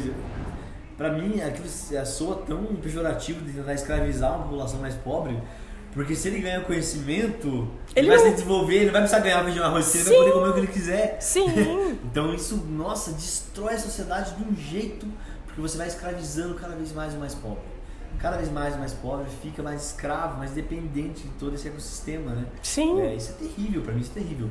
Quem escolhe se vai fazer parte dos 5% de sucesso ou não é você, entendeu? Basicamente é isso. A gente sabe de viver num país que, infelizmente, 90% das famílias vivem com menos de R$3.500. E ainda acreditam quando alguém promete que vai comer picanha. Vai dar coisa de graça. Vai dar picanha. Não existe. A gente vive num país que 90% da população ganha menos de R$3.500. Imagine. A população inteira realmente com dificuldade, né? O país ainda é pobre, ele está se desenvolvendo. E cada dia que passa ele melhora, porque a informação chega na ponta. Mas deixa eu te corrigir, o país não é pobre. Nosso país é riquíssimo. O país é rico. Ele é mal administrado. Sem dúvida, o país é rico. A gente é rico em estrutura de gás natural, tudo, né? A gente tem de gás, tudo. A gente tem agro muito forte. O agro forte, a gente tem estrutura territorial para plantio, né? O país é extremamente rico, né? O que falta? Um investimento. Pobre, né? A população ainda é pobre. Realmente eu vejo que o país caminha para uma prosperidade muito, muito grande. Pela velocidade de informação que está chegando, por pessoas se desenvolvendo, realmente aumentando o número de pessoas mais críticas, realmente, mais preocupadas com a nação, mais preocupadas com o desenvolvimento pessoal. Isso está melhorando. Que era uma coisa que estava adormecida, né? Adormecida. Então eu sinto que isso vai melhorar muito, muito. E o empreendedorismo vai melhorar muito com isso. Porque as pessoas estão procurando essa qualidade de vida que o empreendedorismo dá. Porque quem dá essa qualidade de vida é o empreendedorismo. Sem dúvida. Essa capacidade de mobilidade, essa capacidade de você ter horários flexíveis, a capacidade de você ter mais qualidade de vida e tempo com seus filhos, com a sua família, fazer o que você quiser. Dinheiro, liberdade financeira. Isso, dinheiro traz felicidade. Sim. Cara, porque você não quer correr atrás do teu dinheiro. Hipocrisia, porque, o mundo é capitalista, a gente vive num mundo capitalista. E se você não tem dinheiro, você não consegue comer o que você quer, você não consegue fazer uma viagem no final de ano com seus filhos, com a sua família, não consegue fazer nada. Você tem dinheiro pra fazer isso, quem vai gerar esse dinheiro é você mesmo. Só depende de você gerar esse dinheiro, é você mesmo. Na minha opinião, nada supera um trabalho bem direcionado. Nada supera um trabalho bem direcionado. Só o trabalho em si não te enriquece, né? Porque às vezes você, por exemplo, está trabalhando na base para a sua vida. Você pode ser feliz com isso, pode ter uma vida bem digna e fazer coisas legais, né? Mas não te enriquece. Agora, um trabalho direcionado, cara, não tem o que supere ele. Não tem o que supere o trabalho direcionado. Eu vejo por mim, eu comecei a empreender de verdade há 7 anos, né? Comecei do zero. E hoje a gente tem mais de 53 lojas. Então, assim, não é do zero. Qual é a minha diferença de meu professor, às vezes? Nenhuma. Eu falo, visão, né? Eu falo que eu comecei, que você teria para começar hoje. Todos eles têm um carro, né? Todos eles têm um carro e todos eles têm uma vida estável. Eu, quando comecei, dei um carro na minha primeira academia e foi isso que eu tinha. E comecei tudo, do zero assim. Então, assim, o que falta para você, né? Só coragem, às vezes, né? Porque o rico é a pessoa que teve mais coragem, geralmente. O meu marido uma vez, eu não me lembro quantas vezes você falou que, em média, aquele cara que falou sobre quem quebra, da pessoa quebra financeiramente, tipo uma empresa, é no mínimo 3 vezes? No mínimo 3 vezes. No mínimo 3 vezes, uma pessoa que é um empreendedor e foi lá e pegou o dinheiro dele, e investiu e quis desenvolver alguma coisa, quis abrir alguma coisa, ele quebra. Porque ele está aprendendo a empreender, ele está aprendendo... Por isso que eu falo muito pra galera, modele quem é de sucesso, porque você não vai quebrar 3 vezes às vezes. Você vai aprender... Às vezes nem quebra. Às vezes você tá vendo que tá perto de quebrar, você fala, isso. Não, eu tenho oportunidade de venda disso aqui. Por que eu falo? Você remodela, entendeu? Eu tenho 7 anos. Raramente eu fiz negócio com potencial de me quebrar. E realmente eu nunca quebrei. Cheguei perto na pandemia, falou assim. Não teve como, né? Cheguei perto na pandemia, mas não quebrei. Cheguei perto, mas por quê? Porque você se remodelou e se readequou. Eu me readequei. Então, assim, as pessoas, o esperto, ele aprende com os erros dele, né? Que esse cara quebrou 3 vezes e aprendeu, beleza, mas o cara que é sábio, ele aprende com os erros dos outros, entendeu? Não tem que ficar errando. Eu, quando eu comecei meu negócio, já era muito difícil, eu não tinha como errar, porque eu não ia ter dinheiro se eu errasse. Então, assim, eu comecei sem poder errar.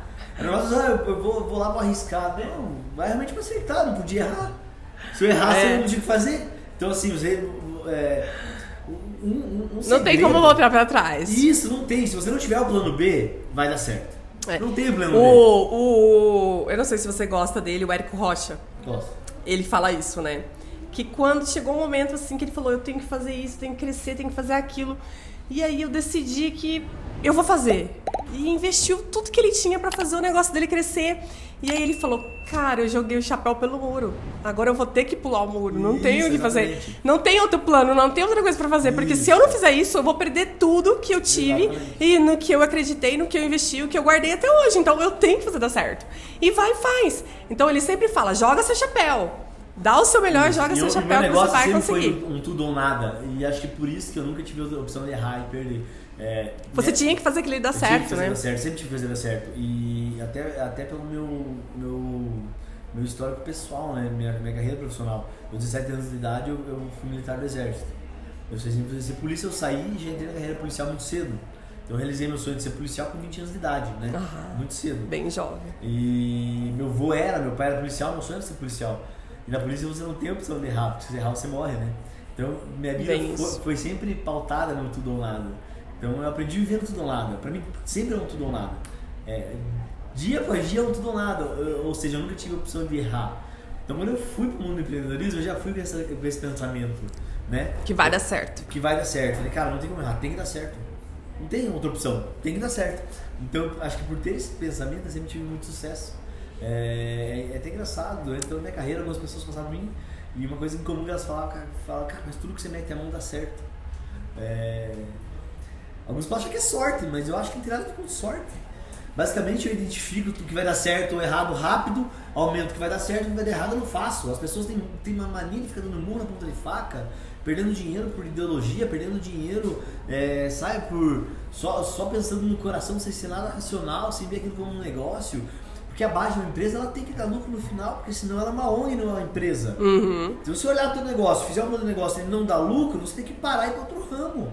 Você ainda não é rico, né? Verdade. No final da tua vida você pode fazer isso como filantropia, mas como empresa você não tem essa opção. Então assim, você tem que pensar na função social que você está fazendo. Na minha cabeça, por exemplo, qualquer função social você como pessoa é constituir uma família, né? Casar, ter filho, constituir as famílias, tem que ter uma função social. Imagine eu, solteiro até meus 50 anos de idade. Meu Deus, eu ia me matar, eu não tenho muita idade pra isso. Não é a vida que você aprova, você aceita às vezes, né? Mas não é. Não, peraí, você tem que ser realmente processo da vida. Você constituir uma família, ter filho, né? Qualquer função social de uma empresa, é gerar emprego, movimentar a economia. No final da conta, ela tem que dar lucro. Porque o empresário tem o risco de colocar dinheiro lá. Então, assim, tem a função social do negócio, de tudo na vida, né? E eu acho que às vezes as pessoas elas querem a função social, elas só pensam com o coração. É importante a paixão que eu falei pra você lá, né? Mas a gente não pode esquecer da renda, né? Do tempo desprendido para aquilo, do legado que você deixa pro mundo, né? Sim. Você tem aptidão para fazer aquilo. Realmente eu tenho um equilíbrio emocional muito bom, sempre tive. Então pra mim tomar decisão quando tá todo mundo desesperado é fácil. Porque tá todo mundo lá desesperado, só vendo o problema, eu tô já, vamos ver a solução, né? Eu sempre fui assim. Positivo, sempre, né? Então esse equilíbrio emocional, eu acho que pro empresário... Isso é uma grande qualidade, né? Grande qualidade. Isso é uma qualidade, na verdade, inerente a todos os grandes empresários, grandes empreendedores. Ele consegue entender aonde que ele tá, pelo que ele tá passando e como ele vai estar lá na frente. Por exemplo, eu falei pra você, quando a gente começou a pandemia, minha preocupação era tomar decisão. Era tomar decisão e orientar meus sócios pra manter eles calmos. Porque entrou uma histeria que todo mundo, meu Deus, a gente vai falir, a gente vai quebrar, o que eu vou fazer com os funcionários, o que eu vou fazer com não pagar as contas, Sim. minha família, o que eu vou fazer? Eu falei, se acalma. Se acalma. Né? Vamos Vai pensar, passar. Vai passar, vamos agir estrategicamente, não adianta eu ficar pensando no problema, vamos achar a solução para tudo, vamos ajustar. Então, assim, esse equilíbrio emocional para o empreendedor, eu acho que é uma das peças fundamentais para ter sucesso. Porque ele consegue ver a realidade realmente mais próximo do que ela é. Né? Não fica naquele mundo de Nárnia. Então, eu acho que equilíbrio emocional é uma das questões chatas para qualquer empresário. Qualquer empreendedor, qualquer pessoa que está realmente indo para essa área, ela tem que ter equilíbrio emocional. É isso que vai ajudar ela a tomar as decisões certas. Né? Como eu já disse, a pessoa que é inteligente, ela aprende com os erros. O cara que é sábio aprende com os erros dos outros. Erros dos outros, né? Você já percebi que gosta muito de empreendedorismo, gosta de empreender, tá no estado quase de flow aí já na tua vida, que realmente tá onde eu queria estar. E o que você acha que te move? O que você te moveu realmente mudar para essa área, começar a empreender, realmente se arriscar nisso e aceitar essa transição? Na verdade, assim, o que me move é o que eu proporciono. Para mim é muito gratificante quando eu faço uma sobrancelha em, por exemplo, alguém que tem aquele sonho, tem aquela vontade, e eu trago aquela mudança no olhar, principalmente para mulheres maduras, traz um rejuvenescimento muito grande, né? Uma das outras coisas que me moveu muito, assim, foi realmente o fato de ser mãe e de querer e desejar um modelo diferente de trabalho para poder ter mais tempo com a minha família. Eu acredito que esse talvez tenha sido o primeiro ponto, né? Acho que eu coloquei na ordem errada, esse foi o primeiro ponto. E em terceiro, a liberdade. A liberdade de você ter um trabalho, né, que seja bem remunerado, muito bem remunerado, na verdade, com pouca carga horária de trabalho e que eu pudesse fazer os meus horários. E isso, para mim, foi assim, o ponto-chave para escolher essa transição e escolher essa mudança. E se você tivesse algum recado para dar para alguém que está querendo começar a empreender, qual que seria o recado? Empreenda. Empreenda vai ser muito difícil inicialmente, com certeza você vai ter obstáculos, vai encontrar dificuldades. Às vezes as dificuldades são dentro mesmo da família, de pessoas que julgam. Mas você é advogada, vai fazer tal coisa.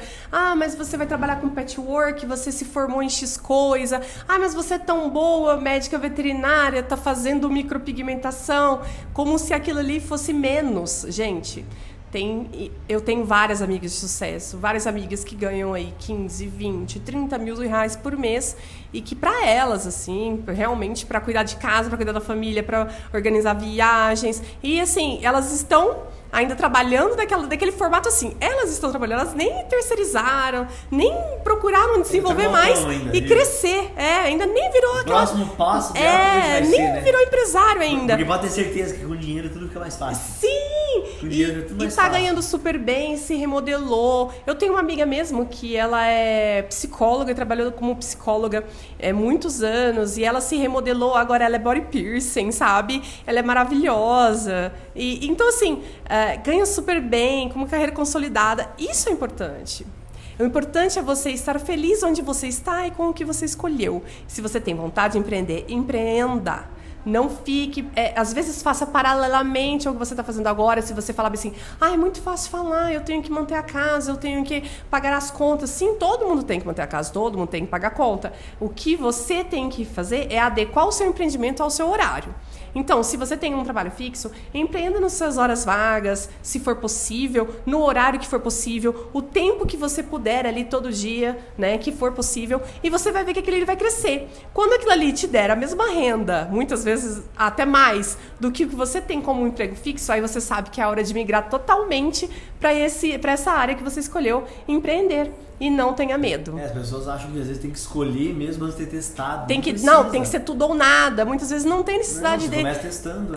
Não tem. Vai fazer que não Sim, não tem necessidade de ser tão agressivo assim no que você vai fazer. Lógico, existem coisas que exigem agressividade, né? Quando você, por exemplo... mudar de patamar de agressividade. Por exemplo... Pra começar e você sentir, não exige. Por exemplo, mais agressivo do que foi a pandemia. As pessoas acabaram a pandemia veio, a pessoa ficou desempregada. Ela teve que ser agressiva, porque se ela não tivesse sido agressiva ali naquele momento de transição, ela não teria dado sustento para a família dela, trazido comida pro prato, né, em casa. Então, realmente existem momentos que exigem a agressividade da gente, mas muitas vezes você consegue sim desenvolver um trabalho paralelo ali com algo que você já tenha como renda fixa, e quando isso se desenvolver o suficiente, você vai sentir que é o momento de você falar assim, não, agora deu, agora ninguém mais segura, vou ser empresária de sucesso.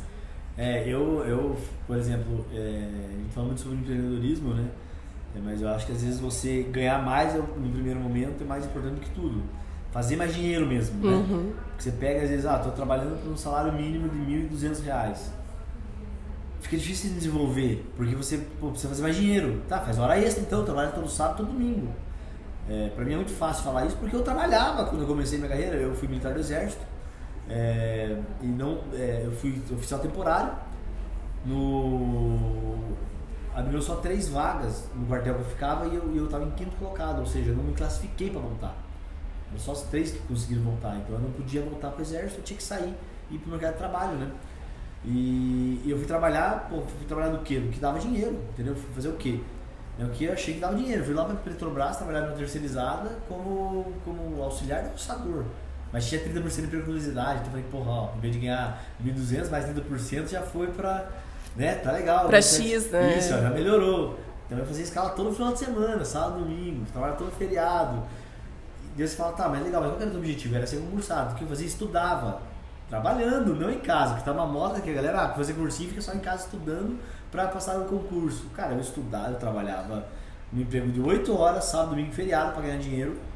Como roçador, auxiliar de roçador, que é o cara que carrega a redinha e a gasolina, e estudava na hora do almoço e à noite, antes da aula, pro concurso.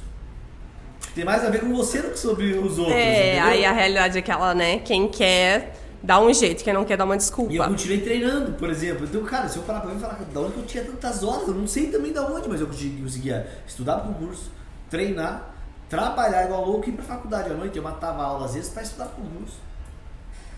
Eu matava a aula pra estudar pro concurso, porque eu queria passar na prova. Era a sua meta, né? Eu precisava passar, eu não tinha outra opção.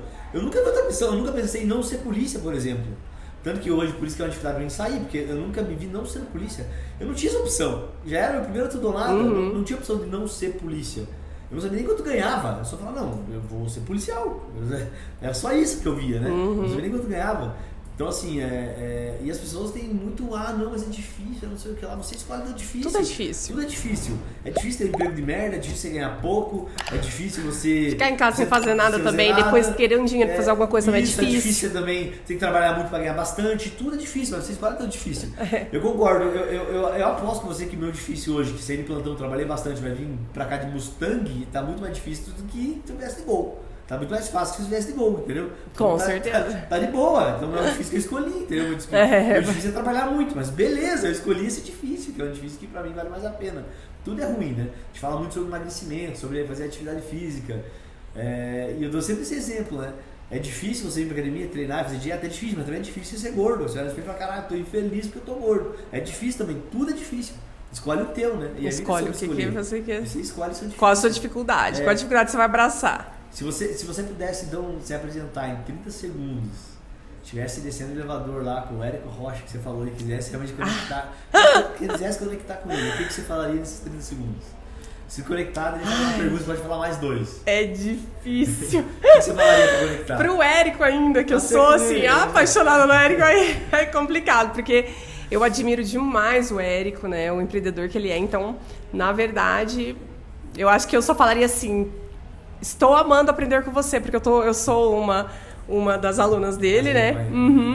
Então, assim, eu só era agradecimento realmente, porque eu acho ele um crânio. Inclusive, eu tive uma conversa com ele, que ele tem aquelas conversas abertas nas 7h47 da manhã. E aí eu tive uma conversa com ele e ele me deu um banho de água fria no meu primeiro empreendimento, que era a minha ideia inicial, que é por isso que ela falou, né, sobre o meu primeiro nome. E aí eu tive que me remodelar, me readequar, observar outras coisas do mercado. Então, assim, ele é um grande professor, né? Isso foi aonde? Foi em live, com ele aberto? Foi em live, foi em ou live. Ou você estava pagando mentoria para ele de 70 mil reais? Não.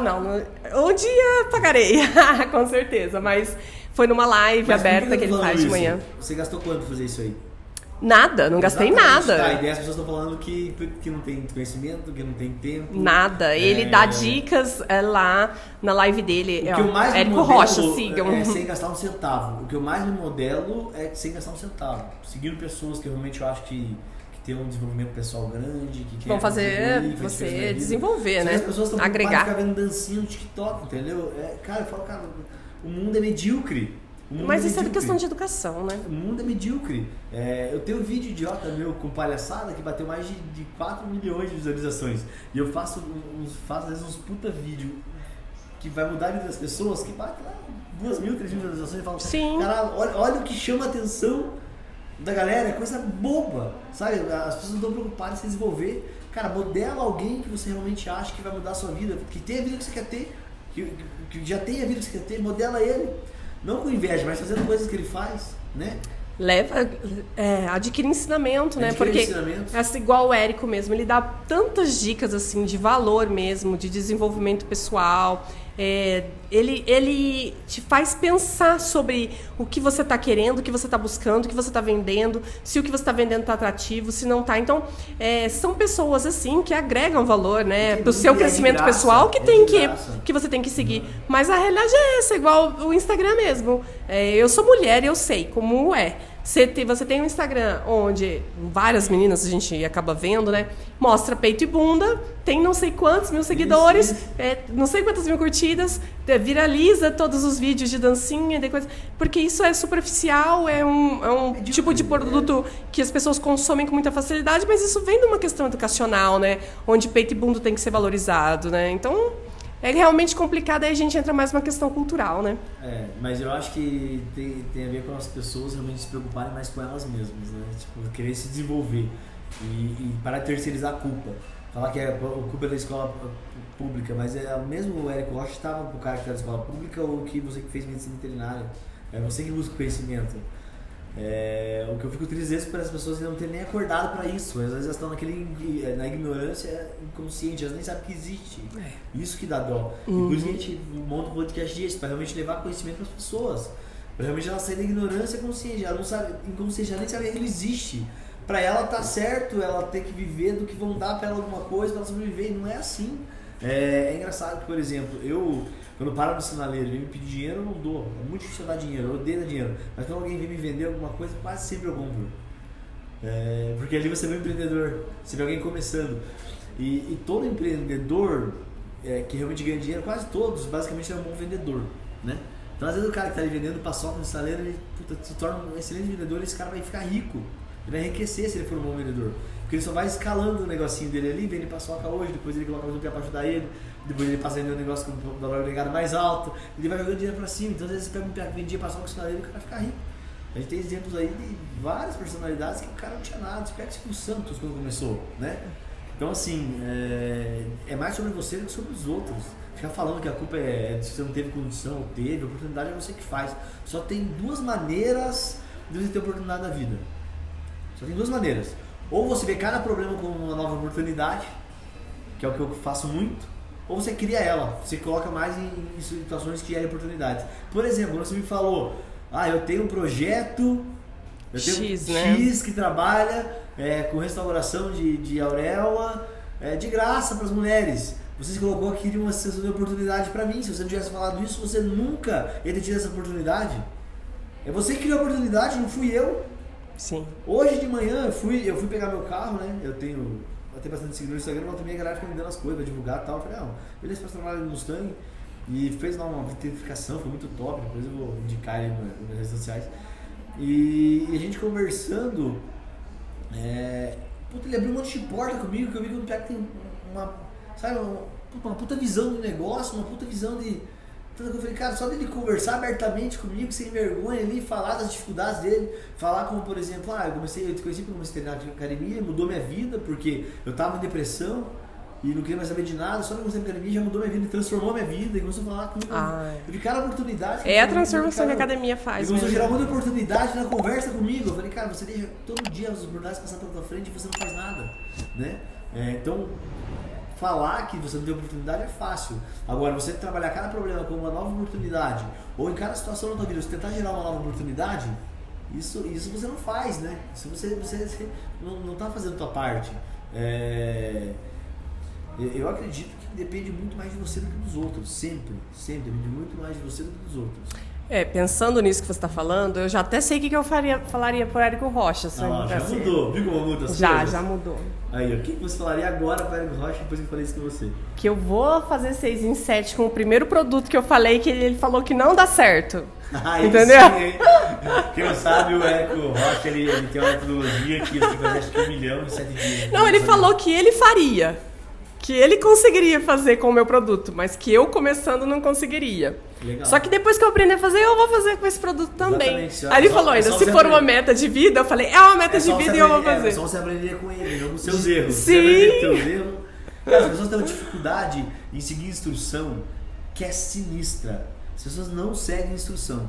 Eu posso falar pra você aí, se eu passasse aqui uma sequência de instruções, tudo que você tivesse que fazer, você ia ficar mais rico que eu em 10 anos, você ia conseguir. Mas você não faz. As pessoas não seguem instruções, é absurdo isso. Eu aposto que se você fizer tudo que ele mandar você fazer, você consegue. Sim. Mas as pessoas têm resistência. Não, eu não vou fazer, isso não vai dar certo, isso vai dar problema. As pessoas não seguem instruções. Siga instruções de quem já está onde você quer estar. As pessoas sabem o que está falando. Ele sempre fala, acredita no processo. Perfeito. E tem um monte de gente nos depoimentos que ele dá, ele sempre fala sobre isso. A pessoa compra a fórmula, olha o nome, fórmula de lançamento. É uma fórmula. Então, assim, segue a fórmula. Aí as pessoas, só de comprar, ela acha que ela vai fazer 6 em 7, não segue a fórmula e depois reclama porque não conseguiu, entendeu? Então, assim, se tem tantas pessoas, porque ele tem muitos alunos que conseguiram, tipo, ele tá lutando para chegar em 1000 faixas pretas, né? Que é quem fatura 2 milhões por ano. Então, assim, que faz o 6 em 7 tem um monte de gente. E aí ele sempre fala, tá, e aí, você seguiu a fórmula? Né? Se você segue a fórmula, você vai chegar. Você pode não chegar a um faixa preta, a ser um plat, né? Que é quem ganha mais de 5 milhões, aí, 10 milhões por ano. Mas você vai conseguir fazer seu 6 em 7, que é o que eu te prometo, que é o que eu te vendo. Sim, claro. Entendeu? Então, assim, o pessoal não segue e quer resultado. Então, impossível, né? E a vida, basicamente, é sobre seguir instruções. Estudar, né? Tem que estudar. A vida é sobre seguir instruções. Isso desde a tua casa. Quando tua mãe e teu pai falaram pra você, você não pode usar droga, você tem que trabalhar, tem que ser uma pessoa honesta. Cara, eu nunca vi uma mãe chegar e falar, você pode usar maconha, você não precisa estudar, você pode ser desonesto com teus coleguinhas. Nunca vi uma mãe falar isso, né? Então a vida é sobre seguir instruções, desde sempre. Sim. É só você ver de quem você vai seguir as instruções. Hoje a gente tá passando por uma geração que tá sendo influenciada por influenciadores que são merda. Você fala, caramba, aquela mulher tem 10 milhões de seguidor, mas meu Deus, tipo, mas ela é muito rica. Tá, mas ela é rica porque você tá lá pra você, porque ela não tem nada de produtivo. É igual artista, né? O pessoal segue porque quer viver a vida deles, não tem outro motivo pra seguir um artista. Caramba, mas o conteúdo, né? Não tem. Não tem conteúdo, caramba, né? Então assim, realmente se desenvolva, busque conhecimento, acompanhe pessoas realmente que tem um desenvolvimento pessoal que você quer ter. Aquela famosa história, né? Você é o reflexo das pessoas com quem você convive, que você segue, que você se direciona. Então, se você se mete com pessoas e fica olhando coisas que não vão te levar a lugar nenhum, qual vai ser o seu resultado final? Lugar nenhum, exatamente. Realmente pense onde você quer chegar.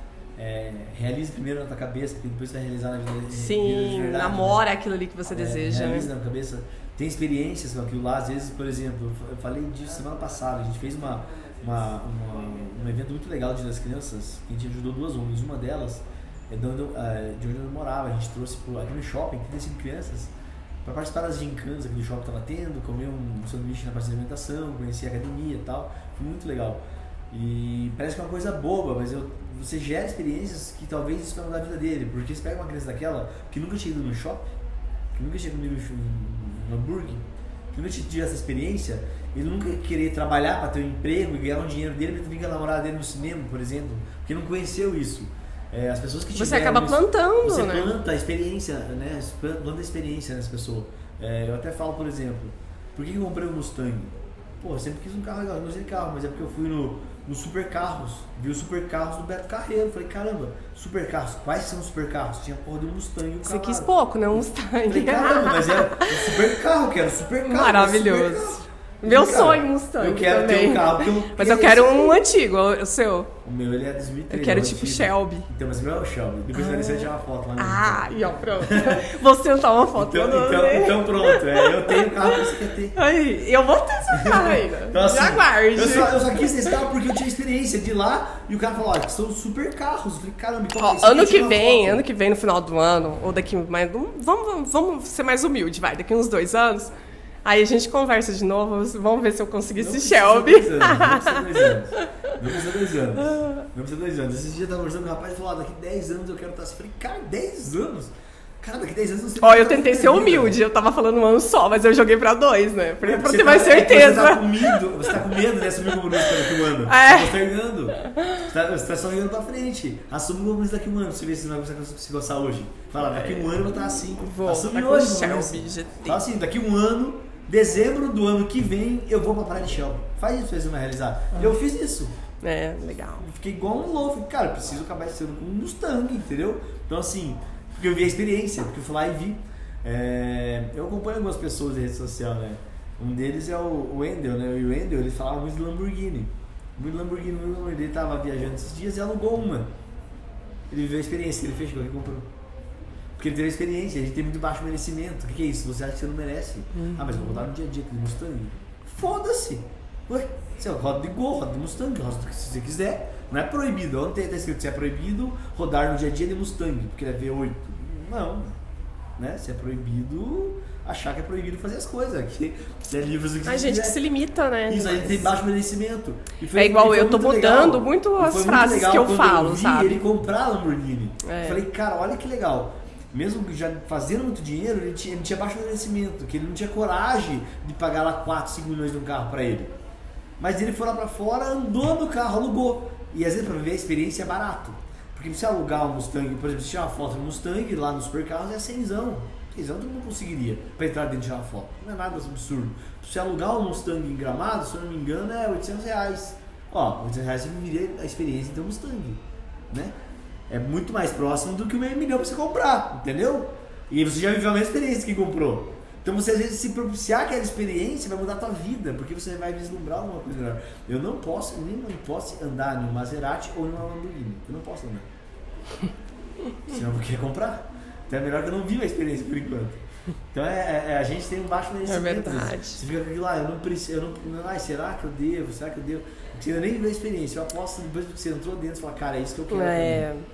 Mudou totalmente a percepção. Eu tô tentando mudar a percepção. Não, tentando não, tô mudando a percepção, mas às vezes ainda escapa. Tipo, se isso, se isso não. Quando isso, né? Quando isso der certo, quando isso acontecer. Perfeito. Que é o pensamento certo da gente de desenvolvimento. Eu vou ter que destruir hoje, porque eu vou gerar a experiência de entrar no Mustang e daí você vai ter que comprar até o final do ano que vem, entendeu? Porque você não viu a experiência ainda, só falou, isso é uma destruição assim que eu quero, entendeu? Você vai falar, caramba, agora eu entrei no Mustang. Pronto, agora eu vou ter que comprar. Já não vou mais criar um carro de família, entendeu? Exatamente. Você pode ter um carro de família também, velho. Teu marido traz sair carro de família e sai de Mustang. Trocou bem, hein? Não muda nada, velho. Mas é verdade. Então, assim, viver a experiência é muito importante. Porque isso vai gerar o que você realmente... As pessoas não sabem o que é bom. Esse que é o problema. Você nem sabe que aquilo é bom. Você não viveu aquilo, você nem sabe que aquilo é bom. Então, se permite viver novas experiências, né? Sim. Se permite viver novas experiências. E, às vezes, viver a experiência não é tão cara quanto ter realmente a experiência. Viver a experiência não é tão cara quanto ter a experiência. E quando você realiza algum sonho, o processo ele é muito mais gostoso que a realização propriamente dita. Você só está em busca da sensação que você vai ter uma vez na vida só. Então, assim, às vezes a experiência vai vir a mesma sensação. Às vezes você teve a mesma sensação do que eu comprar o Mustang andando no... Então você viver a experiência não é tão difícil quanto você alcançar realmente a realização. Mas vai abrir a porta para você alcançar ela, senão você não alcança. Ah, sim. Senão você não alcança, tenho certeza disso. Se ver, né? Se visualizar tendo aquilo, conseguindo aquilo, desenvolvendo aquilo que você deseja é realmente a chave para você conseguir. Que é o que te inspira a ir. Um recado pra galera aí, eu espero que o recado seja até o final de dezembro do ano que vem eu tô com um Mustang. Espero não. Eu não sei qual dezembro vai ser, mas eu vou estar com Mustang, com certeza. Ela assumiu do ano que vem, viu? Você assume do próximo, você assume 2024. É porque, então... Não, sabe por quê? Porque eu tenho outras prioridades, então, né? Pronto, mas você assume 24? 24 eu assumo. Então pronto. Aí, ó, compromisso firmado 2024. Não, porque assim, tem que ter um reinvestimento, né, do ganho. Então, Bia, esse reinvestimento vai ir pra minha equipe, né, Bia? Por cobrar que o Mustang. Não, ontem mesmo já contratei a Bia, inclusive você já perdeu ela, tá? Eu já falei pra ela, vai fazer parte da minha equipe pessoal. Aí sim. De vez em quando eu vou deixar você trabalhar pra outra pessoa, mas é só pra mim. Então, galera, recado do dia hoje, não justifique seu fracasso. Não. Assuma realmente que só depende de você realizar qualquer sonho que você tem. Vou tentar mandar um beijo pra galera do... Fala, Bia, pra mim. Do Cold Coffee, que deu um cafezinho pra nós hoje aqui. Uma delícia. Quero divulgar também a PHD Sports, uma empresa sensacional do ramo de academias, a maior rede de academias do Paraná, que inclusive é minha. Também quero divulgar a Uni Security, empresa de segurança sensacional do Curitiba, que também é minha. Divulgar o que paga o programa, pô, minhas empresas. Isso mesmo. Se a gente não se divulga, quem divulga, né? E vou deixar você encerrar aí o programa, fica à vontade, pode fazer o fechamento, falar o que você quiser aí, tamo junto. Então, para você, mulher empreendedora, que deseja empreender, que deseja migrar de área, que deseja realmente dar uma guinada aí na sua carreira, ou simplesmente deseja ter mais tempo para você, ter mais tempo para sua família, ter independência financeira, procure empreender. Você pode ter certeza que é um rumo de sucesso e que só depende de você. E não vem com desculpa não, hein? Esse negócio de que eu preciso de muito para empreender, preciso disso, preciso daquilo. Não, você não precisa não. Você precisa de força e de vontade. Quando eu comecei eu tinha uma pinça, um lápis e uma tesourinha. E com isso eu consegui aí desenvolver o meu método de visagismo. Hoje eu sou uma visagista de sobrancelhas, coisa que eu não vejo no mercado. Então, existe esse diferencial, assim como tem outros diferenciais no mercado. Você pode desenvolver o seu próprio, basta que você estude, procure, se especialize e migre aí da área que você está para qualquer outra área que você queira, porque é possível, e é possível ter independência financeira, dinheiro no bolso, qualidade de vida, tempo com os filhos, tempo com a sua família, e é o melhor do empreendedorismo, com certeza é isso. Divulga aí seu Instagram, suas redes sociais, tudo que você quiser divulgar aí, fala pra galera aí. A Bia acho que vai colocar na tela aqui embaixo, não sei se coloca aí, Bia, sabe fazer isso? Não sei fazer essas coisas, né? Muito obrigada pelo espaço. Se você tem interesse em aprender sobre o visagismo para sobrancelhas, aplicado às sobrancelhas, eu vou liberar um curso, inclusive. Você sabia que existe um tipo de procedimento adequado, um tipo de design adequado para micropigmentação, para aplicação de rena e também um tipo para sobrancelhas naturais? Esses designs são diferentes porque são procedimentos diferentes e eu te ensino isso no meu curso Visagista Laura. Show de bola, galera, finalizando o VKCast, agradecimento especial para a Laura que tá com a gente aí. Quero convidar vocês novamente a se inscrever no canal, ative as notificações de sininho, curte esse vídeo e compartilha com todo mundo que você acha que vai mudar a vida, beleza? Tamo junto, até o próximo, valeu!